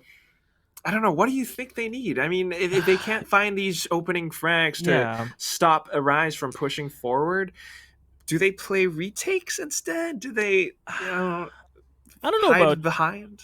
Yeah, I don't know about X10 playing retake, because we haven't really seen them do it. But I would love to see them take more active control. And the operator, man, we need to see them save up for an operator for Muffin. And I think Ginny is going to be doing just that with that 3,800 credits. She'll be the closest to an operator. And if she doesn't save for an operator, I'll go batshit crazy here. I'm sorry for the language, but we need to see an operator, because that's one of the most effective ways for you to shut down an angle in this map. And you can even reposition yourself anywhere you want if you're a jet, right? So there will always be that surprise factor. Oh, there was an operator at A. Nope, now I'm at B. So Arise will also have to take care of that, and we'll see if the next round we will see the realization of those theories that we just mentioned. I wholeheartedly agree. And you know, you were talking about taking more active control. That's what Ginny and Muffin are trying to do now, walking down towards mid-cannon. What's scary, though, is Zinni is somehow aware of this. Are you kidding me, girl? She's got her spy cam set up in that one spot. Weapon here. Ginny kind of slipped the net, though. Give me a call. Where is She was thinking about it. Zinni. Oh, Zinni. You were thinking about it. Oh, she might be on the left side. Let me just swipe my mouse real quick. But in the end, she just went there for the neural theft. And before she got the intel, she was taken down. And now it's a 4v3. Very doable now, because there's a Vandal on the hands of Ginny with full utilities intact. So this retake might be possible. Here comes the birds. It blinds them. Hunter's Fury as well, but unfortunately for Ginny, Alexi, Shirazi, they hold it down. The Viper's Pit gets deployed. The shorty gets pulled out. You have got to be kidding me. Alyssa, all of a sudden cold and alone. She walks around the side, but has to be very wary of this one little shotgun. Blasted it to the face. Arise. They are unstoppable. Oh man, that is insane and very prompt decision making on the side of Shirazi with that Viper Spit and pulling out the short, not relying on the much superior gun, the Vandal. RGX at that. I mean, who would not use an RGX Vandal? But the Shorty was, in fact, the most effective gun in that situation. And she made it work. It's disgusting. She did it with the judge on Icebox. Now you pull out a Shorty. You gotta be. Oh my god. Shotgun Master. That's what we call her. But you know, you called it, Sleepy. Yeah. Operator on Muffin now. Yes. We love to see this. And just look at that. The one thing the operator did is that map control is now insane. But I love this. Zinni is just so aware. And she's playing it perfectly with the cage. But unfortunately for her, it's not much she gained from that. And mid will still be taken. And this triple layer towards mid, one towards elbow, and one towards tunnel, and she will get that. And I don't think they'll be expecting Genie there if Genie decides to peek. But for now, they'll be taking the safer route back towards elbow and attacker spawn. And it's going to be Zinni taking... Oh, no, Muffin! There is an operator, but if you can't shoot with it, maybe not that much of an impact will be seen. So now it's just this one cyber cage, and all of a sudden the rotations are a big question mark for the side of X10. They have to divvy up their forces, 2 on each site, and that's not the best defense. Unless the operator... 30 seconds left. Oh no, that's not what you want to do. Oh, they're jump peeking it. Alexi is so playful with the operator. But there's also the factor that they don't have any more drones, they don't have any more utility. They're waiting for the flash, and the flash is good because it was faked out, but Muffin will try and find the timing. We'll get 2 and still prevail, but reloading in the wrong spot. So we'll be found by Alexi, and there will be time to find a spike in Poli now in a 1v2. We'll have to figure out where are they posted in this post plant. One enemy remaining. Oh! Instant headshots, but does not expect Alexi on the top left.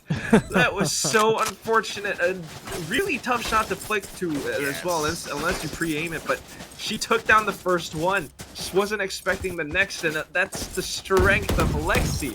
Yeah.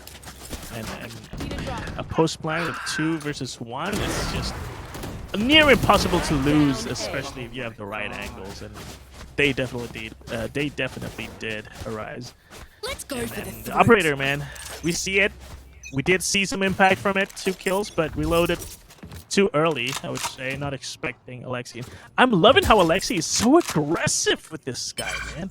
She's always just pushing up, making sure she have the perfect positions to make use of her flashes and surprise enemies. And so far, it's been working really well. And now BBTZ will try and find a hit. Finds one, she does.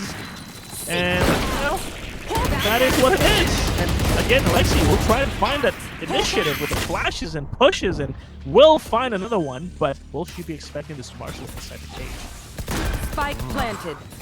Well, maybe she doesn't really expect it, but the Marshall is such a tough shot to land with as well. Goes back in, right clicks, but unfortunately, even with the scope, it doesn't really connect. All down to Muffin now from a cave.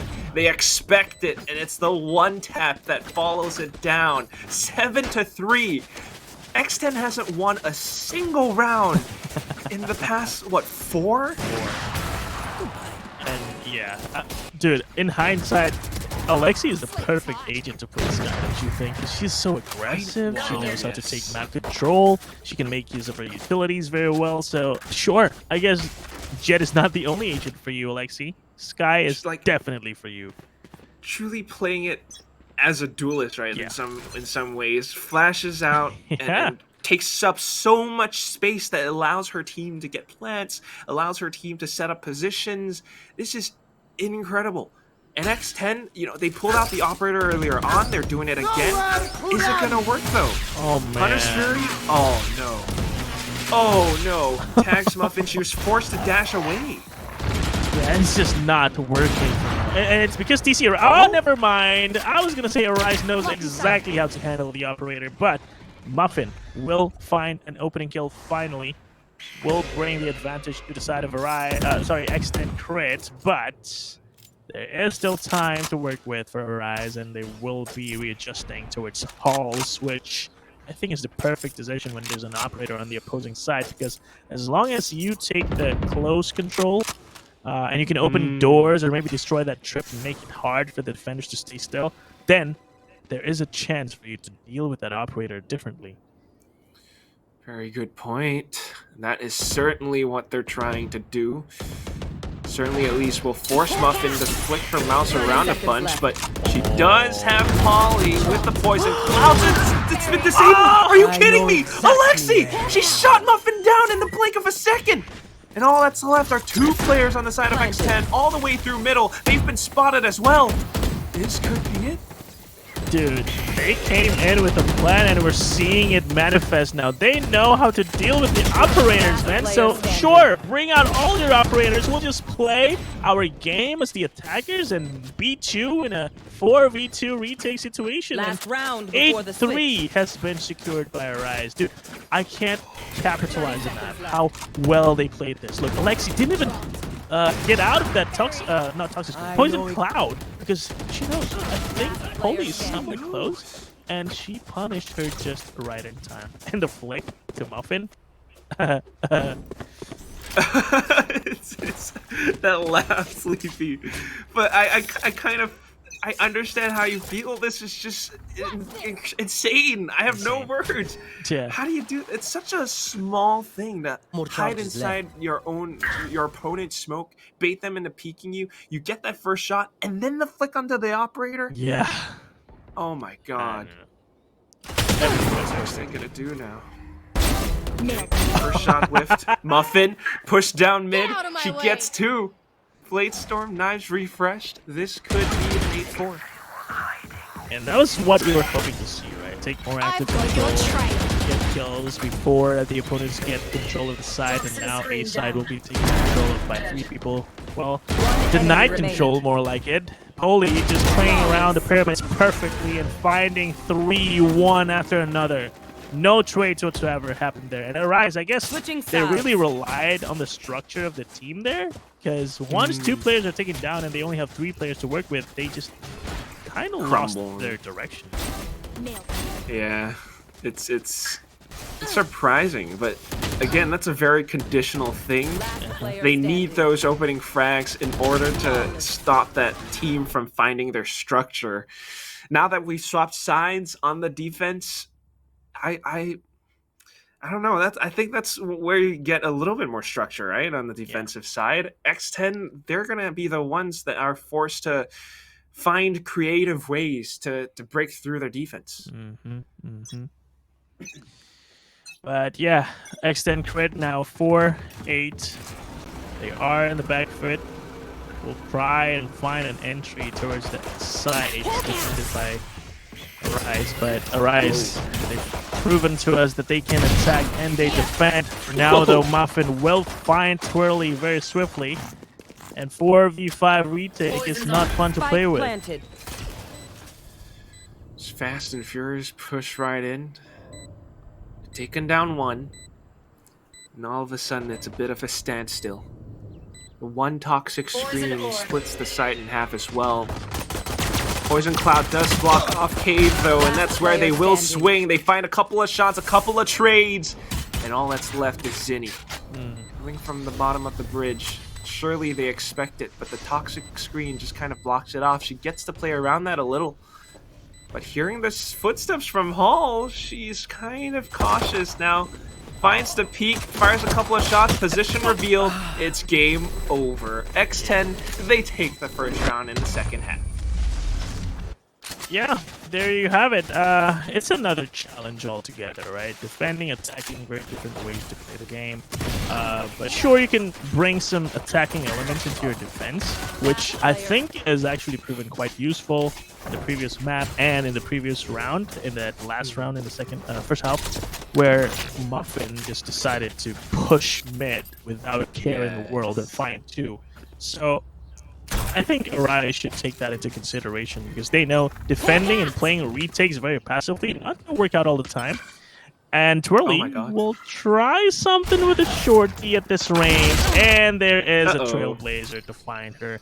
So no results. And there's a tripwire in front of you, Alexi. Just going to jump straight to it.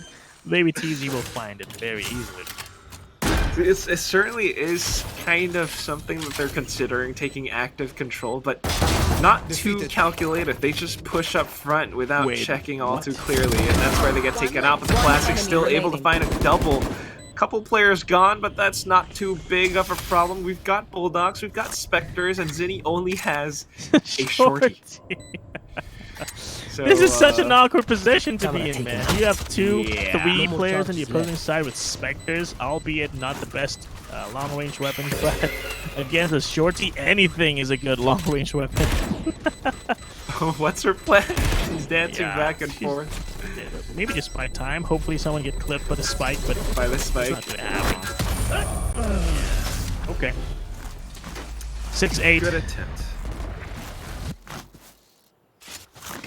Certainly is a good point, though. Active control.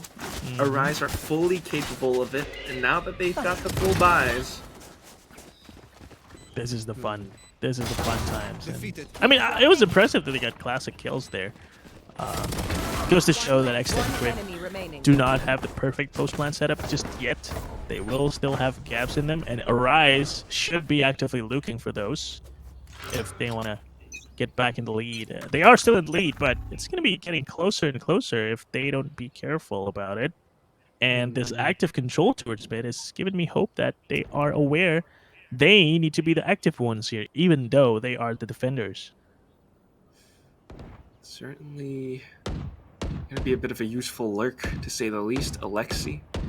Not sure if there was an audio cue given off, though, considering that that's the shoot. No, I think she actually just walked down. No, she just walked over there. Unfortunately for them, though, X10 just rushed into the B site. The only one here to stop them is Zinni on the camera.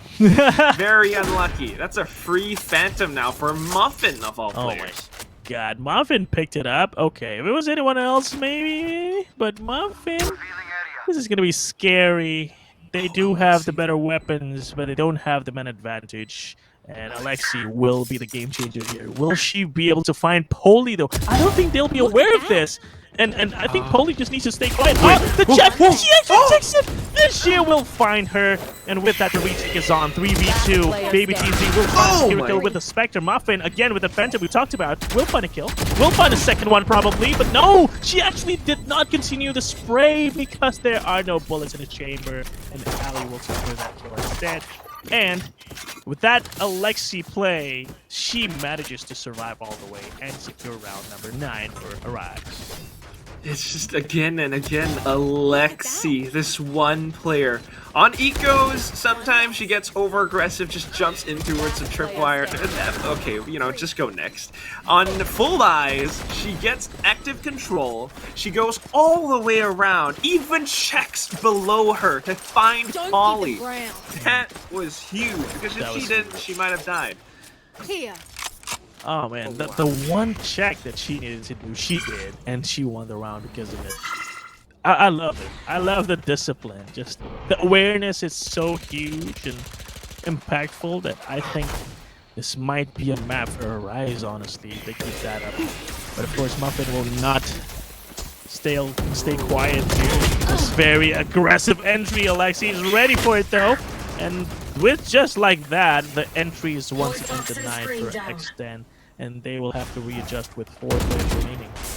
It's really not quiet at all, huh, Sleepy? There's so much noise through the water, and I guess they were aware of it, but at the very least, Spike went down. Now all they gotta do is hold the post plants. You got Polly, she's got 1 snake bite, she's got her shots as well. Oh, actually, no. Spike headed towards B. I mean, I love it. I love the initiative to take B, but there is still a trapwire, and so that will be a cue for the defending side to just go straight and for the retake. But 30 seconds left. oh, she spotted, but Zinni will find it anyway, and yes, she will get traded, and there will still be time for them to plan it. Ginny Got your trail. cuts the rotation very nicely, and with the Seekers, this will be a very, very winnable post plan. Especially with this kill. Oh, never mind. The dash is good, but Twirly, will she still be alive? No! A Ginny will not. And Polly will have to survive alone. 1v2 finds one, finds the second! Polly! What in the world was that swing jiggle kill? And whatever. Holy won that, basically, guys. Congrats. Spike down. Put her on a swing and push her all the way up and back and forth. She's gonna peek not once, but twice to get 2 kills. Take a look at that. Amazing. Torley did not know what to expect there. And that's just X10 coming back into the game. The Jiggle kill there was what's crazy, you know. Get She out of knew my they were way. coming from there, but to get a kill while Jiggle peeking? Okay. That was enough for that round. And surely, Arise was not expecting that. A 2v1 should have been in their favor. And now they're going to try and take active control again towards mid, but only with the classic. So Alyssa will find that kill instead. Muffin will try and clear middle with her teammate. And with mid clear and A in control, I think there's a good chance they can take B. Blade Sword losing to Classic? That's new. But still, Holy will take control of A side. He's on the breaks and right pyramid side. She'll still be. Oh no, the timing again! This was what I was talking about. The angles that they need to be aware of are still not taken care of. And therefore, 3v2. 3v2. This is very, very shaky. It's not as clean as you would have wanted it to be. Maybe if those were boxes instead of pyramids, but there they go.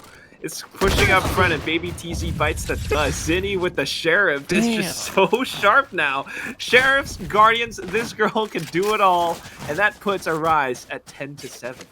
I don't know what to say there, Quack, because I thought that the control by X10 was so good. They have A because Foley was parked up in bricks, and then they have mid because Muffin cleared it all the way from elbow, but then they got killed one by one. And I don't know why they just didn't go together, knowing that the opponents don't have weapons. But now they know why they need to be together versus an eco round. So let's see how they fix it. How many people died to classics in that round? I don't think, know. or at least 2. Like the Blade Storm to a classic. There was one other player, and then the Sheriffs from Zinni, of course. Yes, I mean, of course. Arise are stepping up to the plate. This is very lovely to see. A team that wasn't very around last year is here to play now, and they might actually take this map off of X10Crit female. A timeout being called, they certainly need it because there are things to be fixed. That big heavy sigh. Yeah, I feel it. The dying to classics is the least of it. They still need to take care of the execute. They still need to take care of the cipher cages and traps towards B, which is where they're headed right now. If you look at the minimap, and there is Shiradzi also helping out Zinni here. So we'll see a fast execute being tried by X10 here. They are aware of the tripwire, so they don't want to be trapped by it. Muffin, not going to give away a free kill just because of tripping on the trapwire. And also the second one found by the shield laser. So this is an okay take, especially with this Viper spin. I think it's very doable for them, even with no guns. But never mind! The shock dart and the fast retake, even before the spike is planted. There's just no chance whatsoever for X10. Arise. They knew what to do. They knew when to do it, and they did it. 11-7. Flawless win, Sleepy. Everything went so right for them. Viper spin, no problem. Shock dart. Everyone else, no problem. We just shoot them down with our guns. This is... I don't know what to say anymore. X10, this is a completely unexpected showing from them. I mean, again, I just want to remind everyone, like, they won against Arise, day one of APAC Game Changers. 13-3. This is not 13-3. Nope. This is not. Far from it. It's flipped on its head. 11-7 for Arise. This just goes to show that Arise have great learning capabilities. Just from that last map, I feel like they've learned a few things and fixed a thing here and there. And X10, again, the least of their worries was dying to classics and or also the entering the site, which they did, but They just died. Took shock darts and stuff. So I don't know what else to say here. X10Crit, they have the guns now. They have better entry potential, and not just clearing trapwires. They might want to start killing people too. And the good news is B is empty as hell. So wait, no, hell is not as empty as. But you know what I'm saying. B is empty, and they can get it right about now. No Plant charges the left. spike, back off, set up post plants. Come on, X10, you can do this. They're still being so cautious though after 30 seconds left. losing so many takes from the previous rounds. Now they're being a little bit more cautious, hiding behind these walls. Spike getting planted. This is pretty good, right? Right? Pretty good. Those frags. This retake is kind of slow though, so it's kind of worrying for me.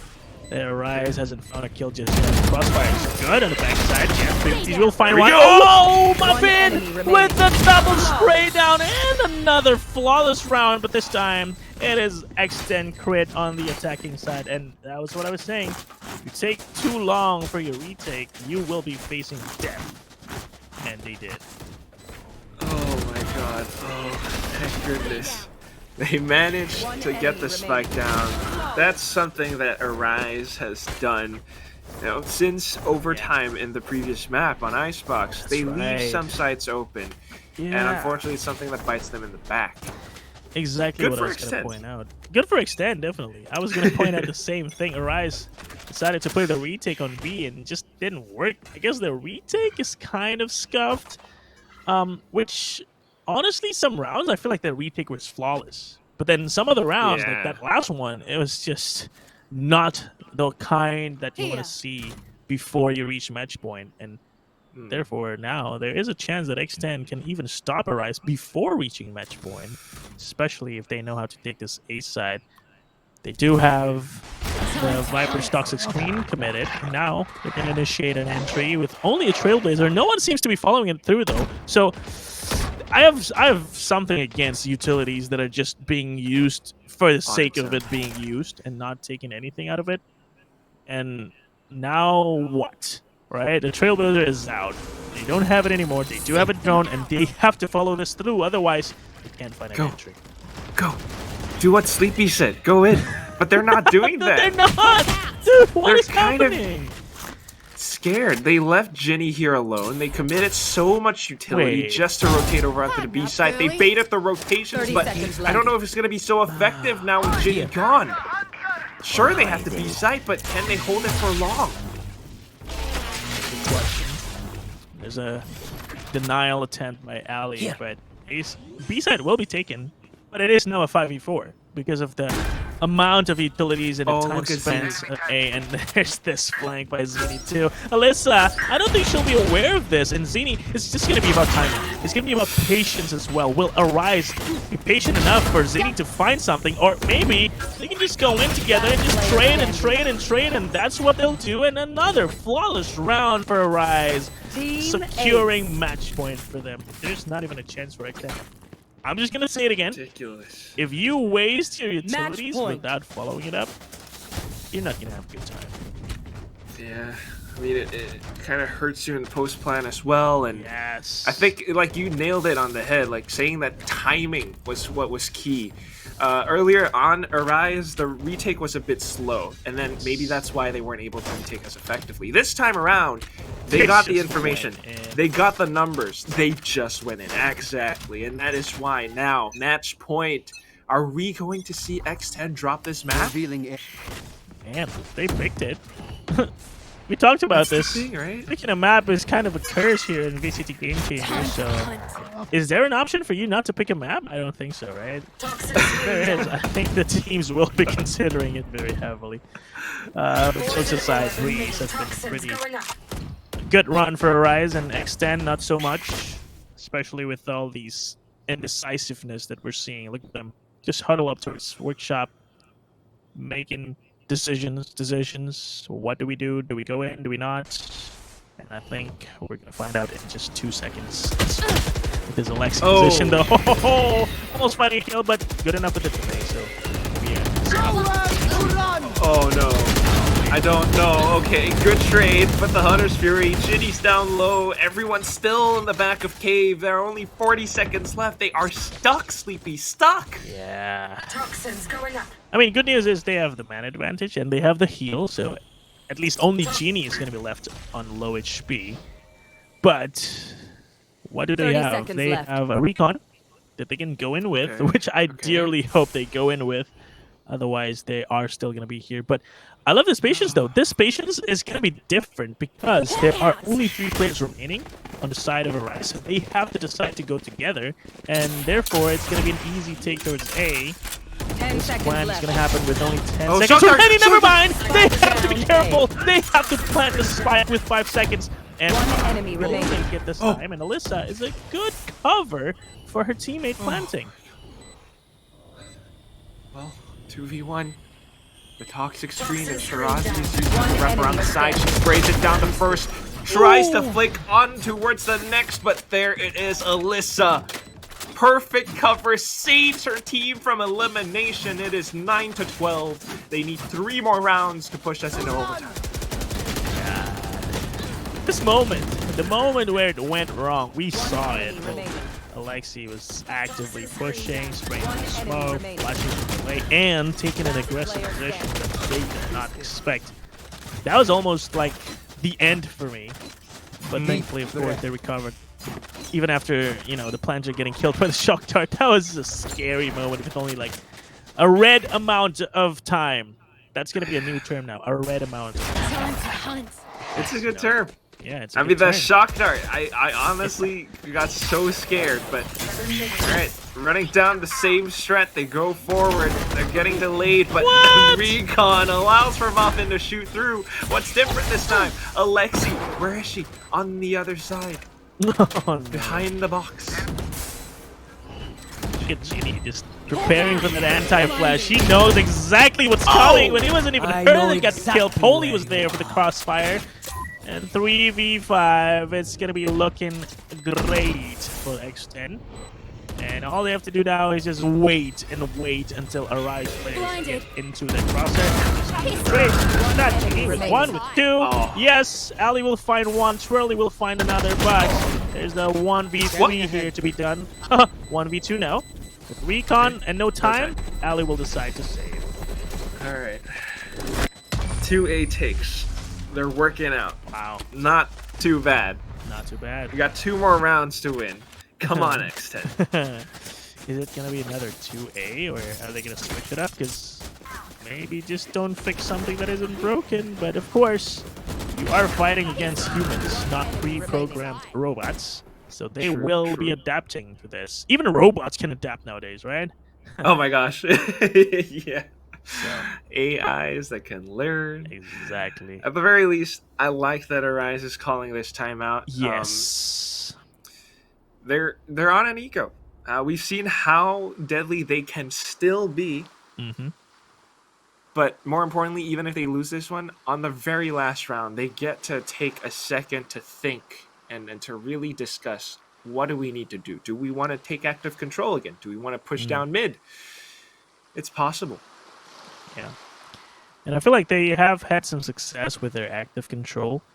At least I want to see a few players planted in more aggressive spots, like mid towards the shoot, or maybe just push someone towards below B window and just have B very clear and leave it, and just have someone spot whether someone's coming in from tunnel, and that's it. You can stack 3A, and X10 has been very comfortable playing that side, so it is not too far-fetched to think they're probably going to come A again, and I think it's going to come true in about 10 seconds.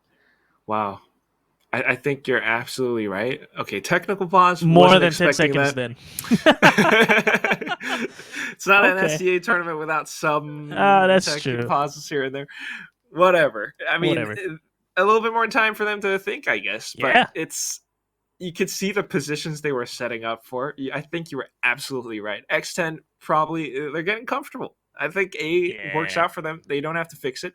But Arise, possibly going to push down B elbow. possibly going to take some mid control, and that could be where, with the off angles, they might just be able to throw some wrenches into X10's plans. Yeah. Wrenches, or maybe some recons and flashes. Birdies will be thrown into their Birdies. plans. We saw the shock We darts. saw that, yeah. I mean, the shock dart was so scary too. My heart skipped a So beat scary. there. Amount of I held my breath. Yes. But yeah, they recovered that very well. So I'm glad for X10 that they're not out just yet, and they still have a chance to take us to overtime, especially with this scuffed by on the side of Arise. Looking at the ultimates, though, we do have a Viper Spit for the post plant on the side of X10, and Genie is only one orb away from a Seeker, so entrying will not be a problem, provided they follow their utilities through and not repeat that same mistake where they just AFK'd an A main without following their utilities, so it just went to waste. Let's hope that's not going to repeat itself. Hopefully, I mean they should know that they Arise doesn't have too much of an economy, so they could just rush it in maybe. But again, while the teams are kind of discussing over the dinner table like that, those little pets. Yeah. I just want to remind everyone. Turkey leg. Oh my gosh, turkey leg! You're making me hungry, Sleepy. Me too, bro. All right. Just to remind everyone that what's at stake here. If Arise actually gets knocked out somehow, if we go into overtime and Arise loses, this is a difference of $1,200 US and $800 US. You still want to get that spot in, and it's going to be so heartbreaking if Arise actually loses this. They are just on the cusp of victory right now. And if anything, with this many chances, they can certainly close it out. Well, we say so many, but there's only really 2 rounds. But I guess in Valorant terms, 2 rounds is a lot, especially if you have plans, which you are going to be cooking up here in this technical pause. So this is the perfect opportunity for Arise to give us a hope for an upset, because X10Crit and Alter Ego Solar as well, we've seen them enough, And Arise, although we have seen them a little bit last year, but with this kind of power, I want to see more. I want to see them stay a little bit longer and maybe even take a chip off of AECL's shoulder and see if they can go all the way and just dethrone them. I mean, surely one team at the very least. Maybe not X10. I don't know. Someone has to be able to do it. X10, they should be the ones to do it because they were the ones that placed second last year. That's true. They were the ones that kind of, with the sudden addition of Ginny, able to take the entire circuit by storm. I mean, all of a sudden showing up at the LCQ basically from last year's FSL. They should be the ones to do it.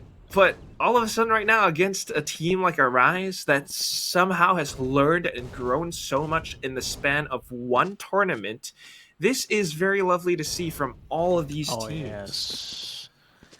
And not just Arise, though, right? There are other teams who we thought were going to give us some surprises. They did, but just didn't manage to go all the way through to this lower bracket finals. So Arise is kind of that last hope for the underdogs. And they are doing something here with this match point lead, but they would hate to see this go away. And unfortunately for them, in terms of what's on paper on the table here, the ultimates, the economy, the momentum, which I guess is kind of curbed a little bit with the pause, it is still on X10's side to bring us to overtime. But yeah, the Capital Rise, they've shown us a lot of things. And if you look at the scoreboard now, 2013 and 2015 on Alexi and Shiradzi respectively, and 19 on Zini, even Twirly is not doing that much work yet, and they're already taking match point. Imagine if Twirly wakes up right now and just says, Yo, Muffin, I know you're a Jet player. Enough. I'm also a Jet player. I didn't use it last map just to give you a chance. But this is your last chance. Oh, I like that. This is your last chance. This is just a script I'm coming up with because, nice. Technical pause. Can be a can be a big problem if you let it, but we will not let you make this a problem, guys. Technical pauses are fun. Well, you got two blade storms on both jets. You know, it certainly is possible. But what if Muffin wrote her own script and said something like, "You know, it's nothing personal, kid. I'm gonna teleport behind you." Spot All right, so we're just now writing a dialogue between Muffin and Twirly. It's early. We'll see what's going to come true. But technical pause is now over. We will take a look at A side once more as B is being controlled by 4 players on the side of Arise. However, it's going to take too much time for them to reach A side and initiate a retake, especially with the flank being watched by our dearest baby TZ. I've got your trail. Wow, the flank watch. You called it, Sleepy. It's so good. Double headshots instantly. I was not expecting that. Instantly looks away from the flash as well. The Seeker just gives Alexi's position away. She might have a Vandal, but without her teammates, what can she really do? Has to look for another route. Goes through mid wooden doors. It's going to be annoying though. The flash doesn't really blind Muffin, and they are holding it down. Zinni might be over by this pyramid, but it's not really a problem. The sprays are even better, and X10 survived yet again. Oh man, this is getting even closer. I didn't expect Lexi to have a Vandal there actually, so I was wondering why is she not with her team, but I guess she was saving up. And yeah, the flank watch again, maybe TZ. Perfect watch. She should be in the night watch. On that show that everyone kind of knows, but hates the ending. But anyway, this is getting real. This overtime possibility is not just a pipe dream anymore. It is 1 round away, and A side has been the answer for X10Crit. Will it still be it with this Viper Spit? Wow, they're actually to kind of creep up front, but this is very scary because they're getting tagged down. So low. Flashing out of it, they peek, they die! Baby TZ still watching though, manages to run away at 1 HP. Welcome to my Still world. gonna recover, and retaliation is in motion with this Shirazi's own Viper Pit. And Zinni is gonna try and play the Scarecrow within the Viper's Pit. And maybe find a kill, but she's again also taking away an HP, so soon she might want to just get out because if she just gets chipped by a graze of a bullet, she will die. But hey, there you go. The HP's recovering, the flashes are good for the delay. But the side is still being taken, especially with the skill by Genie. This opens up the A side a lot. 1 enemy Oh, remaining. the recon is so perfect! Genie gets 2 through the Viper's Spit, Spike and now planted. Twirly left in a 1v3. I think overtime is getting a real quack. So real, unless Twirly could do something. She's going all the way to the back, but as soon as she steps up front, she actually takes Polly down with a headshot, dashes away into her own cloppers. Brings her health back up, but as soon as it dissipates, Ginny nails it down. It's the quadra kill, and she sends her team into Switching overtime. sides. Overtime. Oh, man. I thought the 3v4 inside of Viper Spit was possible, but the recon was the game changer there. My goodness, look at this. They did not expect that whatsoever. But yeah, Twirly almost made it happen too with that 1v3 clutch. But we are in overtime. Can you believe it? Arise, not gonna get away with this win so easily, huh, Quack? Unfortunately not, no. They had such a strong start, but towards the end of the second half, what happened? It's this one pesky A take. It kept on going through, but they're just unable to stop it for some reason. Revealing area. We'll see now. Everything is reset back to ground zero, switching sides even. Back to the original attackers and defenders. I would like to see the mid being worked up again, but no, mid is let free. And, you know, to a certain extent, I agree with what X10 is doing here. Just stay on the side. Attackers will have to get into the side anyway, so why not we just prepare for that Here. and just let them waste time towards middle. But the problem is, if they're Here. letting go from Here. middle like this, they will have control. They will have more options about where they want to go, especially if they find a kill. But that is so close. I thought it was going to be a first contact there towards B. But no. Scanning ahead. I know it's overtime and tensions are high. Both sides playing it extremely safe. Headshot. ARS, though, look at all of this control. They just go in, take the one player down. Rotation's getting baited now. They talking about Get it better. access, bro. 30 seconds Access, Quack. Look at Alexi just getting kills after kills, and Twirly is going to follow it up. And now, look at that. A is open again because they let go from mid. They died all the way from mid. Spike planted. Their attack is so good just because, like you mentioned, all of this excess, all of these One enemy bits of remaining. map control, lurking up over by halls as well, cutting them off on rotation. Ginny, lone survivor, gets taken out by Zinni. Flawless win for Arise in this OT1. Switching sides. I have no idea what to Match expect point. for the next round. Oh, man. At this point, Arise is taken breathe by its neck. Because look at this control. Look at the confidence of just taking one by 30 one. seconds left. I didn't think they have it in them enemy to, remaining. just let Alexi do her thing, which, in hindsight, I think she's a perfect person Here. to rely on those single plays, solo plays, and make it happen. And she did. 13-12, X10, once again in the back.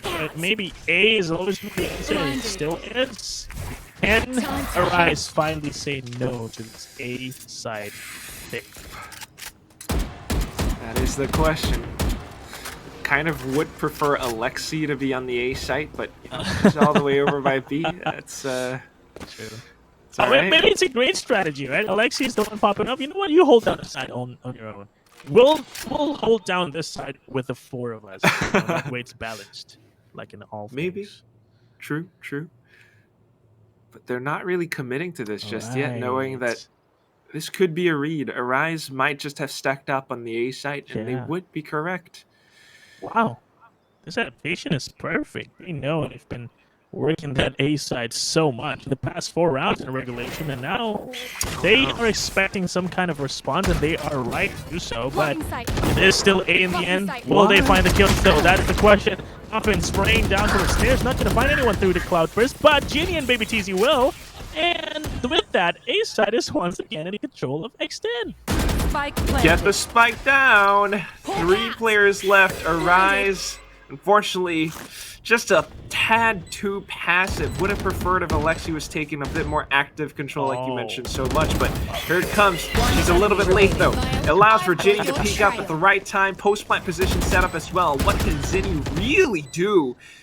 8 bullets remaining, and she peeks, gets tagged up in the head. 13-13. It's OT2 again, Sleepy. Switching sides. Again. Overtime. Exactly what we had in map 1. OT2 is now in motion.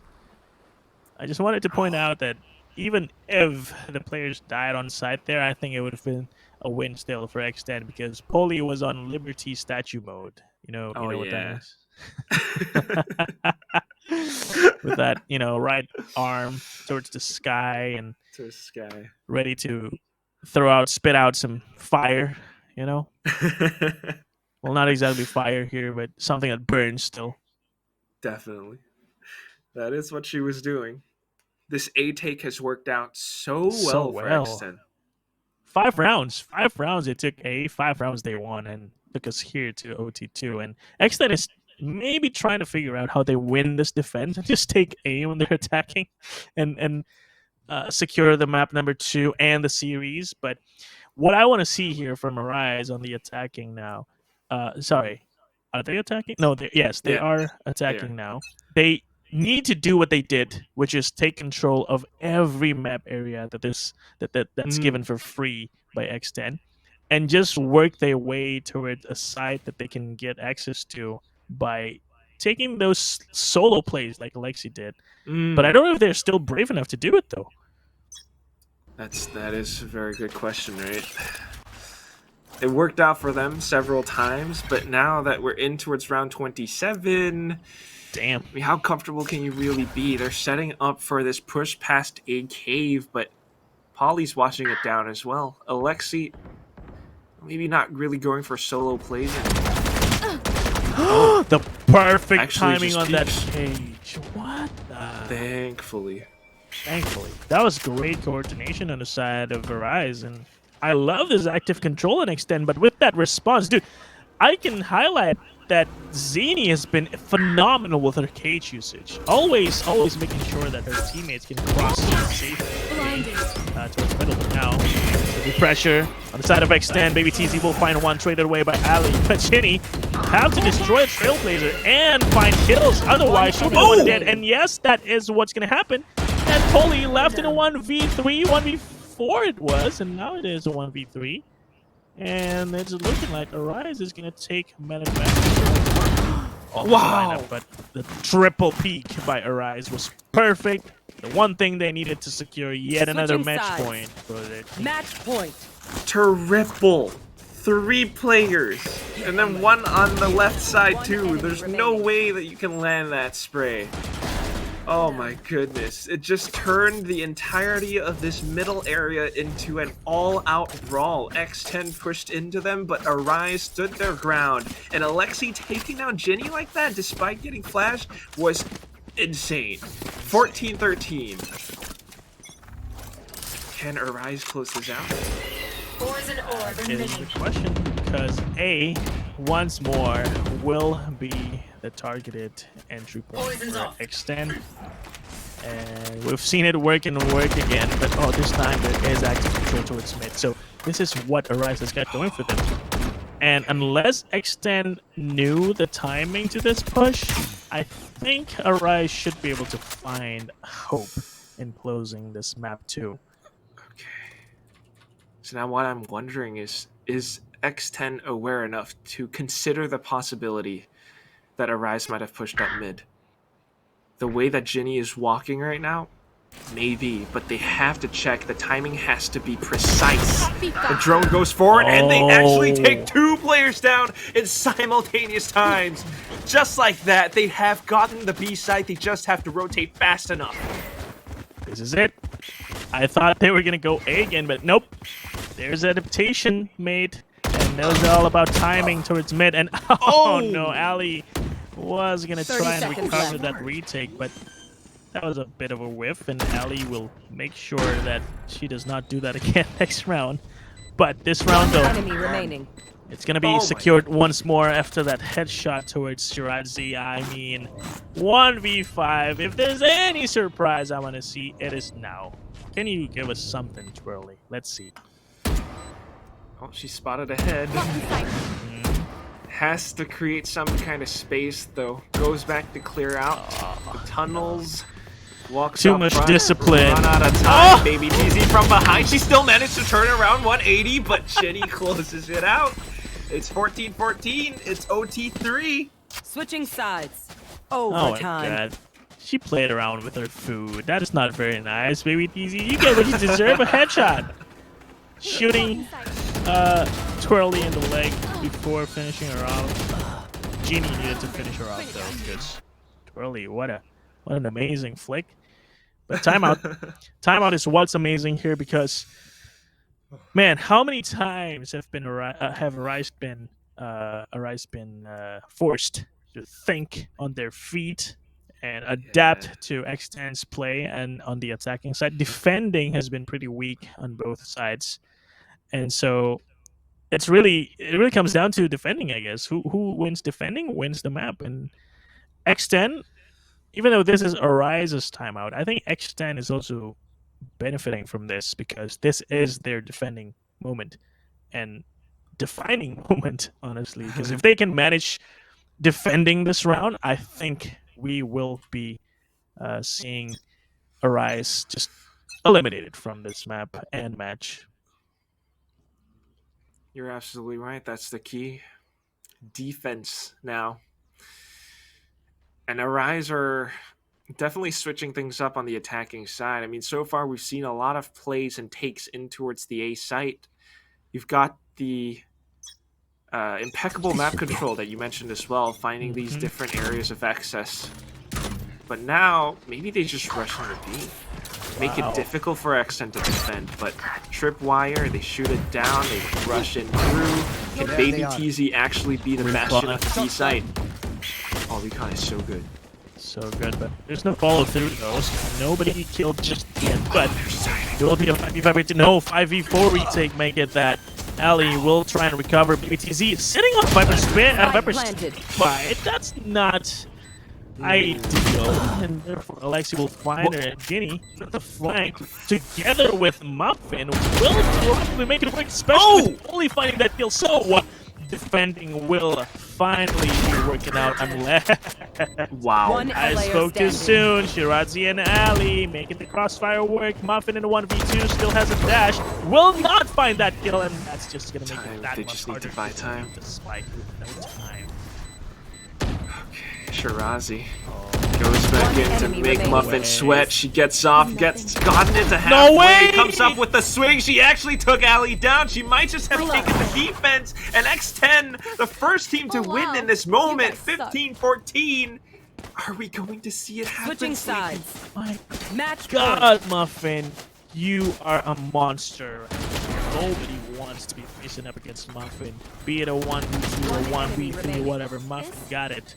And she did what she needed to do the most, and that is bring the defending side to X10 She victory. kind of predicted that as well, right? Like, gotten the spike to halfway, immediately sidestepped to the left, made it difficult for Shirazi to spray her down, and I think that was the key moment. After that one frag, managed to take down the other as well, and that's all they really needed. Can they win on attack? One more time, that's all they need. Oh man, they did switch it up though. They went to B the last time they were attacking. And now they're gonna try and control A once more. The camera, the placement of the camera is not gonna expect. What? Baby TZ doesn't care if you're hiding anywhere. Just gonna come up the rope and headshot. And now it is a very possible thing that X10 will see map number 2 become their win. Oh my god. They're hiding, they're not fully committing. It makes Alexi get a bit curious. She still finds the headshot though. But Spike hasn't really been committed. In fact, they're just pushing up of halls. Alexi peeks, it gets taken out. Shirazi makes it a trade, finds the second spray. Muffin makes it a trade as well. We're down to the 2v2, Sleepy. Oh my god. And Muffin's position is compromised, but enemy remaining. and especially with that flick and now a dash available, Oh, no. I think she just have to play this very smartly. And yes, Oh, no. Ginny too knows that they should just play this smart and just jiggle, spot, and wait and lurk until Zinni decides to tap the spike and then double swing, because now everything is on the line. Arise's life in the tournament is on the line. With that flash, I think Zinni's starting to give up now because there's not much more she can do, especially with this crossfire. Muffin will whiff a little bit, but it doesn't matter because there's just no time. It doesn't even matter anymore. They just need to swing now, and Jenny will secure that. And X10, against all odds, after some struggle in the defending side, they will finally secure the defending and finally attacking as well. 16-14. We are not playing Valorant. We're playing that other game. But it is a win for X10, and Arise, unfortunately, will be eliminated from the tournament, and X10 will go forward to the grand finals, meeting once more with Alter Ego Celeste. We went next round 30, dude, huh? Yeah, 16, MR 14. 30, bro. Oh my god. Oh, X10 just able to recover, able to adapt, I think, truly. But it's such a heartbreaking defeat for Arise. I mean, I love their growth, but those last two rounds, unfortunate. I think Zinni got a bit scared towards the end, checking out the back. She got paranoid. And of all players to be left alive, of course it had to be Muffin and Ginny. The two players. Those two players made it work before. They made it work again. And I guess X10 deserves this win because they were the ones on the back foot, but they were still the ones that made it work in terms of their adaptability. They know A is weak, so they made use of that. But When the moment came, they thought there's going to be a stack towards A. They adapted and went to B instead and didn't force the issue. So I think it's a well-deserved win for Extend and a very nice try for the Capital Horizon. Let's take a look at the scoreboard now. The scoreboard is going to be interesting. Who's going to be on top for Arise? It is going to be Alexi, as expected. She has been a phenomenal player, Quack. I am a fan. I couldn't agree more. I mean, we have to keep an eye out for her for future VCT Game Changers APAC Opens, just with how aggressive she gets, how sharp she is, how she commands and takes space on the map, whether it's Icebox, whether it's Breathe. Yeah. She just walks up front and active control. You know, we said it so many times, and she's the one to do it. Shirazi as well, I think, at some points in time with shorties and things like that was pretty fun to watch as well. Fun. But I mean, it's undeniable the impact, the value that Muffin and Ginny bring to the team. I mean, everyone as well. I think some of the true MVPs, though, the support from the Sova players. How many times do we see Recons and Shock Darts just give up so much for both sides? That's the reason why this went 14-16. So good. So good. The utility usage is not reflected on the stats here, but we do have the numbers. 19k damage, pretty even. 29% headshot percentage on Arise. They just click heads. And Frack wins, look, very even, 12-12. But the objective wins, though. It came down to the last few rounds in the overtime. X10 found more rounds by planting the spike. And therefore, Arise will have to admit defeat. And therefore, X10 will be the one to proceed to the grand finals. Amazing series.